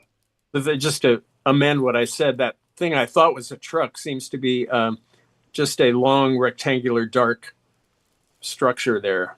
But Yeah, it's just like a shipping container or something. Right. I thought it was a truck too. yeah, I would just crop under that. And there's one green truck on the right you might want to clone that's moved between the frames. I never saw that. Thank you. Sure. Cool. It's a great shot. I just love all the detail. Great sky. It's a good too. record too. Yeah. Yeah. There are so many objects to examine, components of the starship and all the support vehicles and these buildings. You could really get lost in this. This is found stereo. If it's not perfect, just, blame the source. And just say, the video maker should have done it differently. That's wonderful. I love that mural too, for contrast. there. I don't know what that is. Looks like a green sedan with flowers around it or something on the side of the building. Yeah. It does Oh, look it's like some kind of it's a a picture just- of a dome on Mars. Mhm. That's wonderful. Watch the video. You got to watch the video. Okay. It's just beautiful. And there it is. I just sent, put it in the chat. Yeah, test like you fly. Thanks, Mike. And they are flying as possibly, I think the revised estimate is next Tuesday. Right. Should be sending up flight 12. So Sometime this month, in the Yeah. next week or two. And that's the version 3 Starship, I believe. This upgraded version that you've described. All right, thanks. may Mike. not be a success, but excitement is guaranteed. Yes, it'll definitely be worth watching. Thank you. Thank you. Steve, tell us about Oslo houses.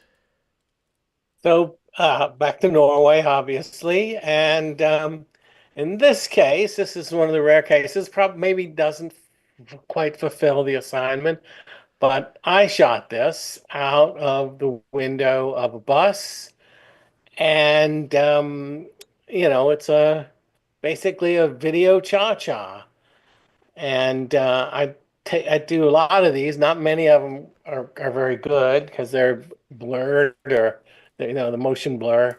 But this one was unusually colorful, and it had some depth in it. So I thought, okay, well, let's give it a go.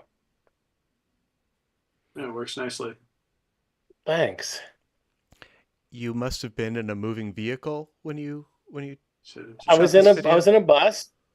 We take these excursions where you visit various landmarks of a city you're visiting, and my wife and I, we always get window seats. We don't sit next to each other. We usually sit opposite each other and take pictures. That's She nice. she didn't take 3D pictures, but of course this is just from my phone, so it's just a video, and but I guess it's bright enough that it was taking pretty fast shutter. Yeah, there's a little bit of motion blur in the foreground, but it's not, at least to me, it's not distracting. Yeah, I did see that, and it's not unusual for a foreground to be slightly out of focus, just because of depth. And I mean, motion blur is different, but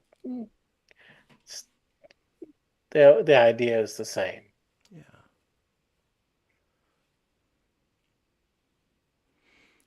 Well, you got a nice location looking down between these buildings. It really guides my eye to usually that what I try water. for is I'll see something that looks like it's interesting and start running Yeah. my the video on my phone. And in this case, it looks like you can see some water there. Yeah, I think that's a lake. So we're at a pretty high vantage point. So this is better than most of these kind of shots.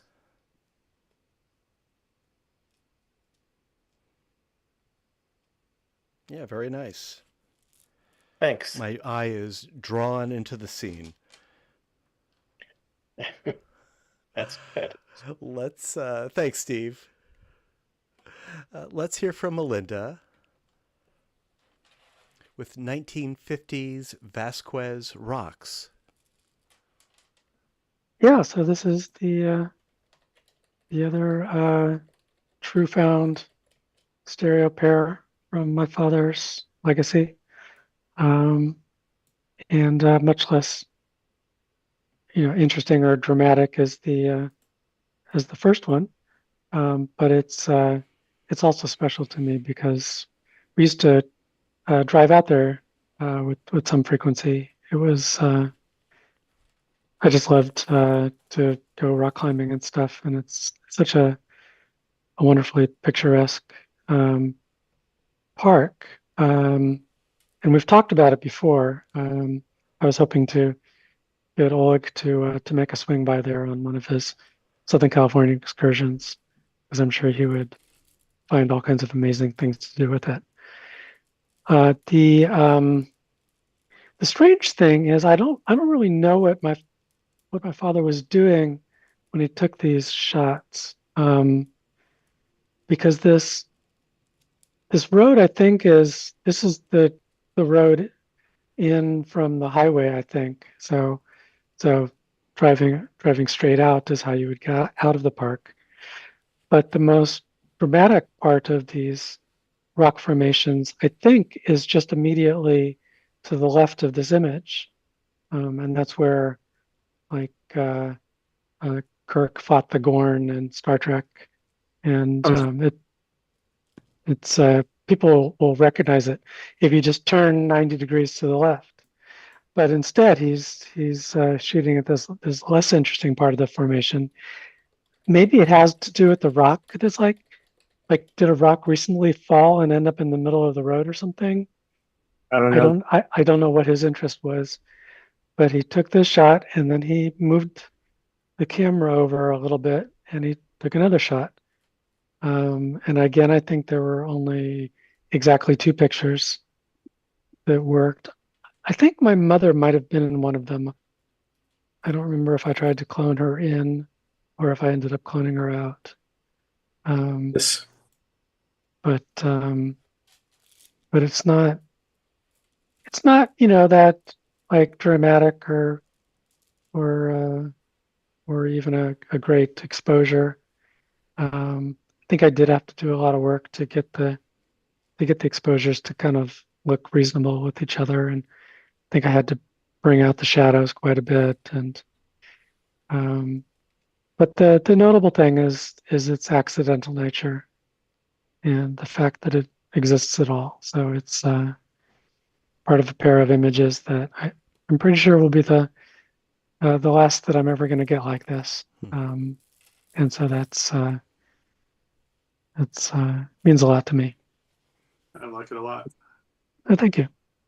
I wonder if this is where they shot the Republic serial Commander Cody and the Lost Planet Airman. It looks really familiar. None of that sounds familiar, but it's very likely. It's just so many hundreds and hundreds of movies and shows and commercials, and I think Commander Cody shot like in Bronson Canyon thereabouts. Yeah, I know. okay. Yeah. Something about this rock formation. I could just see that vehicle Yeah. that road. Yeah, these tilted rocks are like immediately recognizable to so many people, and it's a fantastic park. So I highly recommend people go out there. Melinda, There was do you also a know- movie that I think it was called The Rapture. It spent a lot of time in the park, so lots of nice shots, and it was a good movie too. Melinda, do you know, was your dad shooting on a tripod or were these 2 handheld shots? Definitely a tripod. How interesting that he moved the tripod again, but Yeah. not so much repositioning it, just kind of shifting it. Yeah. I as if it don't was know planned. I don't know what he was looking at. I don't know why he shot in this direction in the first place. That's the weirdest part. But Well, yeah, it's because everybody else shot to the left, Right. and he wanted something different. that and could he well got be. it. I have some other good shots of the park, but they're just normal individual stills, and I'm restoring lots of those in the lineup on my site. But there's only 2 that are going to work in stereo. Somehow he knew you were going to require that shift in his tripod there. Yeah, I have no idea. It's a gift. It's a gift Yeah. from him from the past. Yes. There we go. Was he aware of stereo photography? Yes, I'm sure he was aware. And it might, let's see. I think when this was taken, I wasn't born yet. but I was born soon after. And I was pretty young when I figured out the idea of, stereo vision, and I learned to free view the old, handheld stereo images. That what are they called with the on the mount? Stereopticons. Yeah, my grandmother had a bunch of those old prints and viewers and stuff, and I figured out how to preview, and I didn't even know that was a thing. But and I tried to explain to the adults how interesting that was, and they were not very interested. But and I did have an uncle who had a 3D camera, and he took a bunch of stuff, and I submitted one or two of the nudes that he did with it quite a while ago.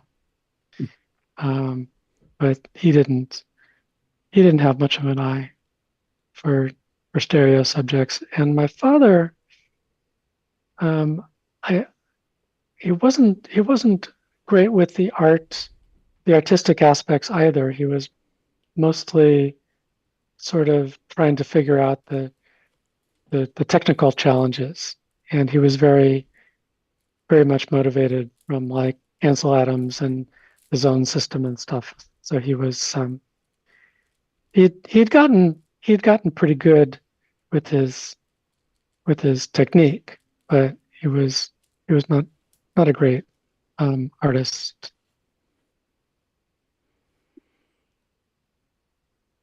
Well, this one definitely works. This is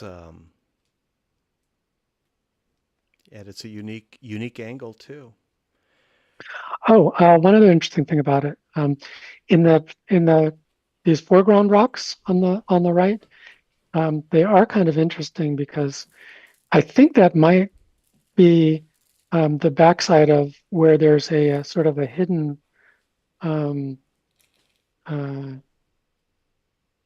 picnic bench area just on the other side of the first slabs of rocks there. You can sneak around the side, and there's a whole hidden little area. And they used to say that this was where, where Vasquez, who was some kind of outlaw, was hiding out. And when I recently did kind of look up the history of the area, it did sort of corroborate a little bit of that story. I don't know if it was literally that little sheltered area behind those rocks, but that is kind of where we would set up our picnics. All right. Well, thank you, Melinda. Mm-hmm. That one definitely meets the criteria for found stereo in a big way. Oh yeah. Very nice. Okay, Bob, we have one more from Bob. Found Bay Bridge Hyper is the image coming up next.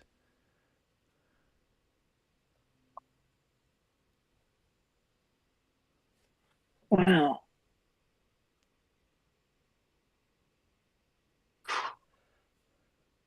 I love the fact that the cars seem to work. I didn't do any cloning on them at all.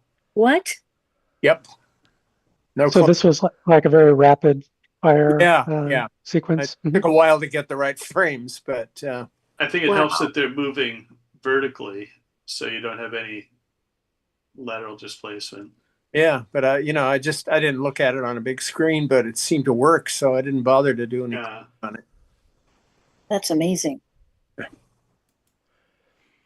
Yeah, if they'd been moving cross frame, then you'd have more of a problem. But they have their own context. Right. I just told them to hold still.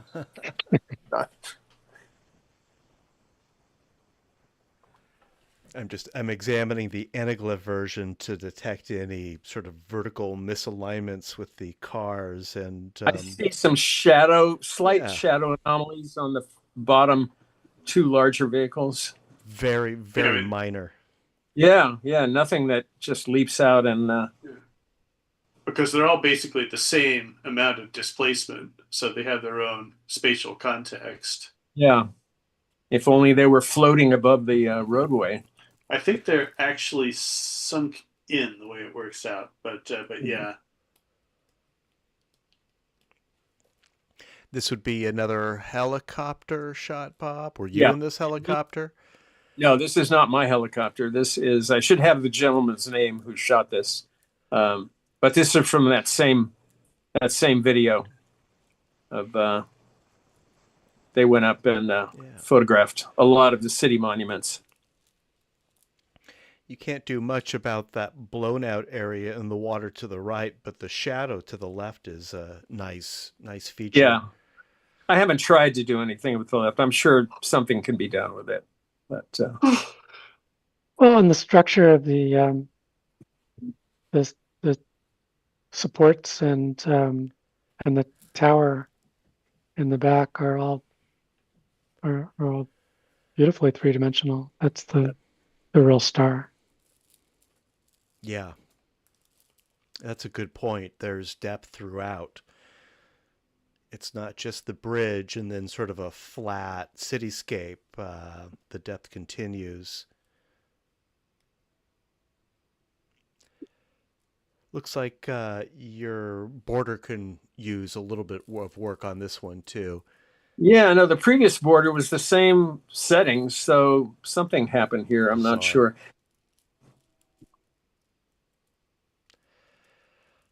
I wonder if the overall pixel dimensions were pushing the limit and ended up off screen here. I'm not sure. I'll have to check the specs on it. Put it back in Stereo Photo Maker.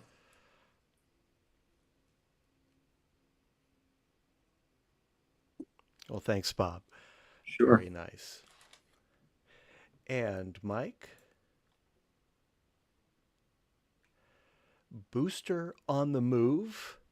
This, I presume, would be from the Starship Test Like You Fly SpaceX Absolutely. video.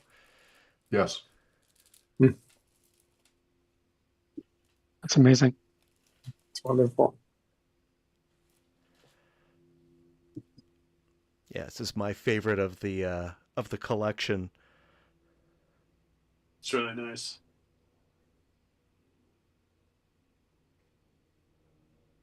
I would probably straighten the horizon a little bit and maybe pull the stereo window back a little bit. But other than that, it's like perfect. I love that we can see like straight through these clouds in the lower right.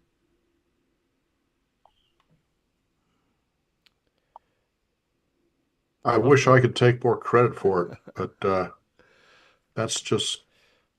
Well, I guess when you're Elon Musk, you can afford a good photographer to take a picture of your property. Right. Well, you can take Yeah, credit. You're a part of a select group that can create found stereo photos. So it's a skill. I thought it was a pretty shot. Yeah.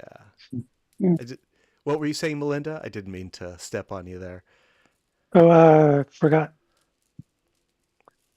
I think I was going to say something about how he's good at self-promotion. Indeed. But yeah, I mean, it's some of the stuff that results is undeniably cool. Next month, in our open division, I will share my unsuccessful attempts to photograph Musk at the federal building in Oakland. I work next door to it, and I've been loitering around there trying to spot him. I've photographed his attorneys, but not the man himself. Well, I heard that he drove in to his hearing in a Cadillac, which is kind of telling. Yeah, and they let him in the basement, and he can kind of sneak in unseen. That's one fine. of those things, yeah. Yeah. Well, thank you, Mike. Thank you. And thank you, everybody, for an excellent found stereo slideshow. There's some very unique techniques that we practiced, that we shared in tonight's slideshow. I always enjoy these found stereo subjects. It's just always a surprise. Now, if you haven't already, please conclude your poll. Matt, Yes. let me ask a question.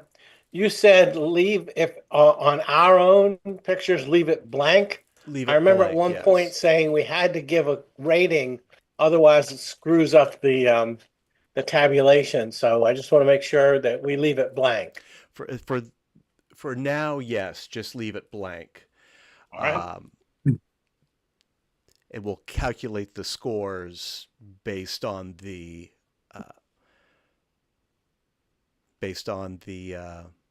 results. Let's see. Does anyone need more time with the poll? Looks like we have. Oh, actually, I see we have 7 responses, and I think there are 7 of us left. But let me just double check. Does anyone need more time with the poll? And would anyone like me to go through the slideshow one more time before they make their selections? Sounds like we're in good shape. Similar to, yeah, excuse go ahead, me, Mike. similar to last week, I found that if I scrolled the poll up and down, a lot of my choices had just disappeared. So I had to scroll all the way up to the top and basically rescore everything at the last second. I don't know if that's my system or if that's the way it works. Are Yeah, you mine was using fine. the poll in Zoom, or are you using the mobile smartphone version with the QR code? I'm using it in Zoom. Okay. Next time I'll try the smartphone version, see Well, what I happens will- there. I'm using it in Zoom, and I was scrolling up and down without any problems. Yeah, I was Same in thing Zoom for and mine me. was fine. Yeah. I didn't have any trouble either. I'm I running on Linux, so maybe it's just the Linux version of Zoom that's I has that will. anomaly.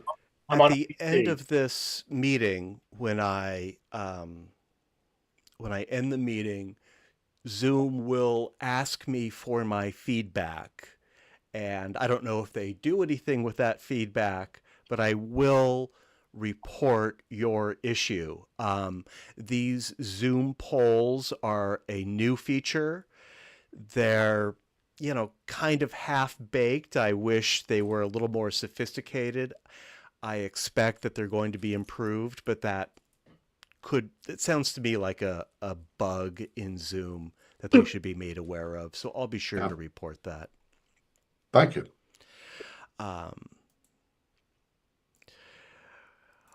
Before I show the results, I'll just announce that our next meeting is next month. Our open division meeting is Tuesday, June 2nd. That's the first week of the month. The special division follows the next week on Tuesday, June 9th. And our special subject for June is frames within frames. Use natural or structural openings, such as arches, branches, or holes, to frame a distant subject. That will be an interesting special subject. I'm not sure if we've had this one before. In any case, I am going to calculate the results. If you wouldn't mind just waiting a minute or two so that we can see the results. I'm going to disappear her for just a second and do some calculations. I'll let you speak amongst yourselves, and I will be right back. I do have something. I know several of you are using W3s, and I'm in the process of divesting a lot of equipment, including a cycloptean close-up attachment for that. So if anyone is interested, email me or message me, and It's an attachment for a W3. Yes. Yeah. Is cyclopedal? Yeah. And they don't come up often. And whatever people feel is fair, and then offer me ridiculous amounts. Because I'd like to find a good home for it. So Do you have the wide angle one? I do. It's the only one I have. I have an extra one of this. I might be getting rid of that one as well. So Well, let me know before you do. okay. I have one, but it broke and it got glued back together and it's not quite And right. I'm sure we can work out something. I'm thinking of sending a lot of this stuff to George, and he takes 50%. So whatever the going eBay rate is, 50% of that, and it's yours. So anyway, and I also have lots of Nimslows. If anyone's interested in a really cheap Nimslow, let me know.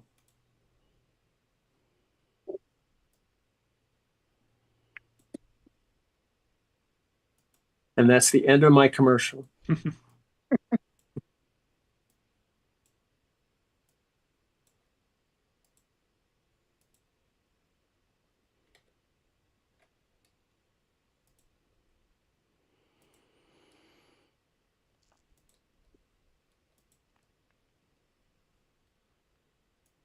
Yeah, Phyllis, I also have a polarizer attachment for the W3 Oh, as well. I haven't seen that. Yeah, I don't think many people have. But this Ken did some amazing stuff. Just All right, we'll have a chat later. okay.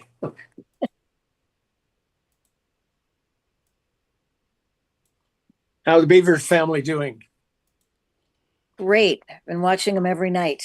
Oh, take photos. I didn't think about that. I've been doing videos of them. I should have taken some videos. I mean, I should have taken some of the stills out and made an image Yeah, for tonight. you can still do it. It's never even occurred to me. I haven't done that before. So They're so cute. And you're looking yes, at the rescue beaver. yes. So funny, so cute. I wish I could get that close. I haven't gotten closer than 4 feet. Yeah. So Well, you want to spook them. yeah. Fortunately, they don't seem to be afraid of us, but Yeah. I'm waiting for the Fox family to come back and take up residence again under the deck, but haven't seen them here.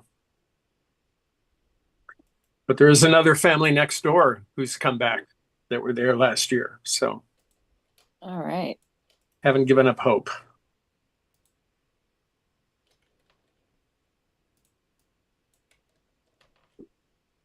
Well, I saw a trailer in 3D for The Mandalorian and Grogu. It looks really great. It's been a while since there's been a Star Wars movie in 3D, so something to look forward to. And I'm pretty sure this one's not directed by George Lucas, so that's also a good thing. And congratulations, Steve, on your acceptance. No money, but what did you get? You got Oh, I won a prize Yeah, for your short. at a San Francisco festival. It was my category, or I don't know how they did it, but there's it was part of an online presentation. I haven't seen that there. I don't even know what this operation is, but I'll take it. I'll take it. The film has not done particularly well, but it was a category for COVID based films, and I figured, okay, I'll enter that because there are not going to be that many COVID based films now. Animation is kind of a slow process, so I didn't get it finished until actually, I guess I finished it 6 months ago. Well, it's been a while. So I'd leave that out of the description when you describe the film and just take the certificate. I'll take it. Yeah. It's a major award. Yeah. In my Facebook presentation, I wasn't as modest as I'm being now, but so yeah, no, I'll take it, and yeah, I think it's a pretty good film. I look forward to seeing it. Thank you I'll all for give your you a showing patience. anytime. It's not in 3D, by the way, Well, but the one I'm working on, I I don't think want- I'll try to do it. well, Owl 3D can take care of that, you know. I'll have to look into that. Well, and of course, Jay posted a link in the chat to a new, sounds like a real-time 3D conversion, oku3d.com. Maybe you can just run it through that. Mm-hmm. Thank you for your patience, everyone. I'll get this process down to be a little faster. But here are our results. Looks like we've got a pretty broad selection here. And Mike, congratulations. We will call your Booster on the Move the most popular of tonight's found stereo photos. This is a subject that can be kind of tricky to vote for, but I think this is a great representation of our strongest images of the night. I'm pretty happy with the participation. We had, I think, 9 guests tonight, and we had 7 participants, and I think that's about as good as we can ask for. So well done. Congratulations. Rabbi, Quaker Oats to a freeze. Pretty good. All right. Sounds like it's time to wrap it up. Thank you, everyone, for staying a little late. Phyllis, I will be reaching out to you regarding the judging of the Detroit Stereographic Society, their Image of the Year. That'll be a lot of fun. And Melinda, I'll be reaching out to you, too. Thank you, everyone, and I'll see you next month. All right. Good night. Great meeting, guys. Have a good one.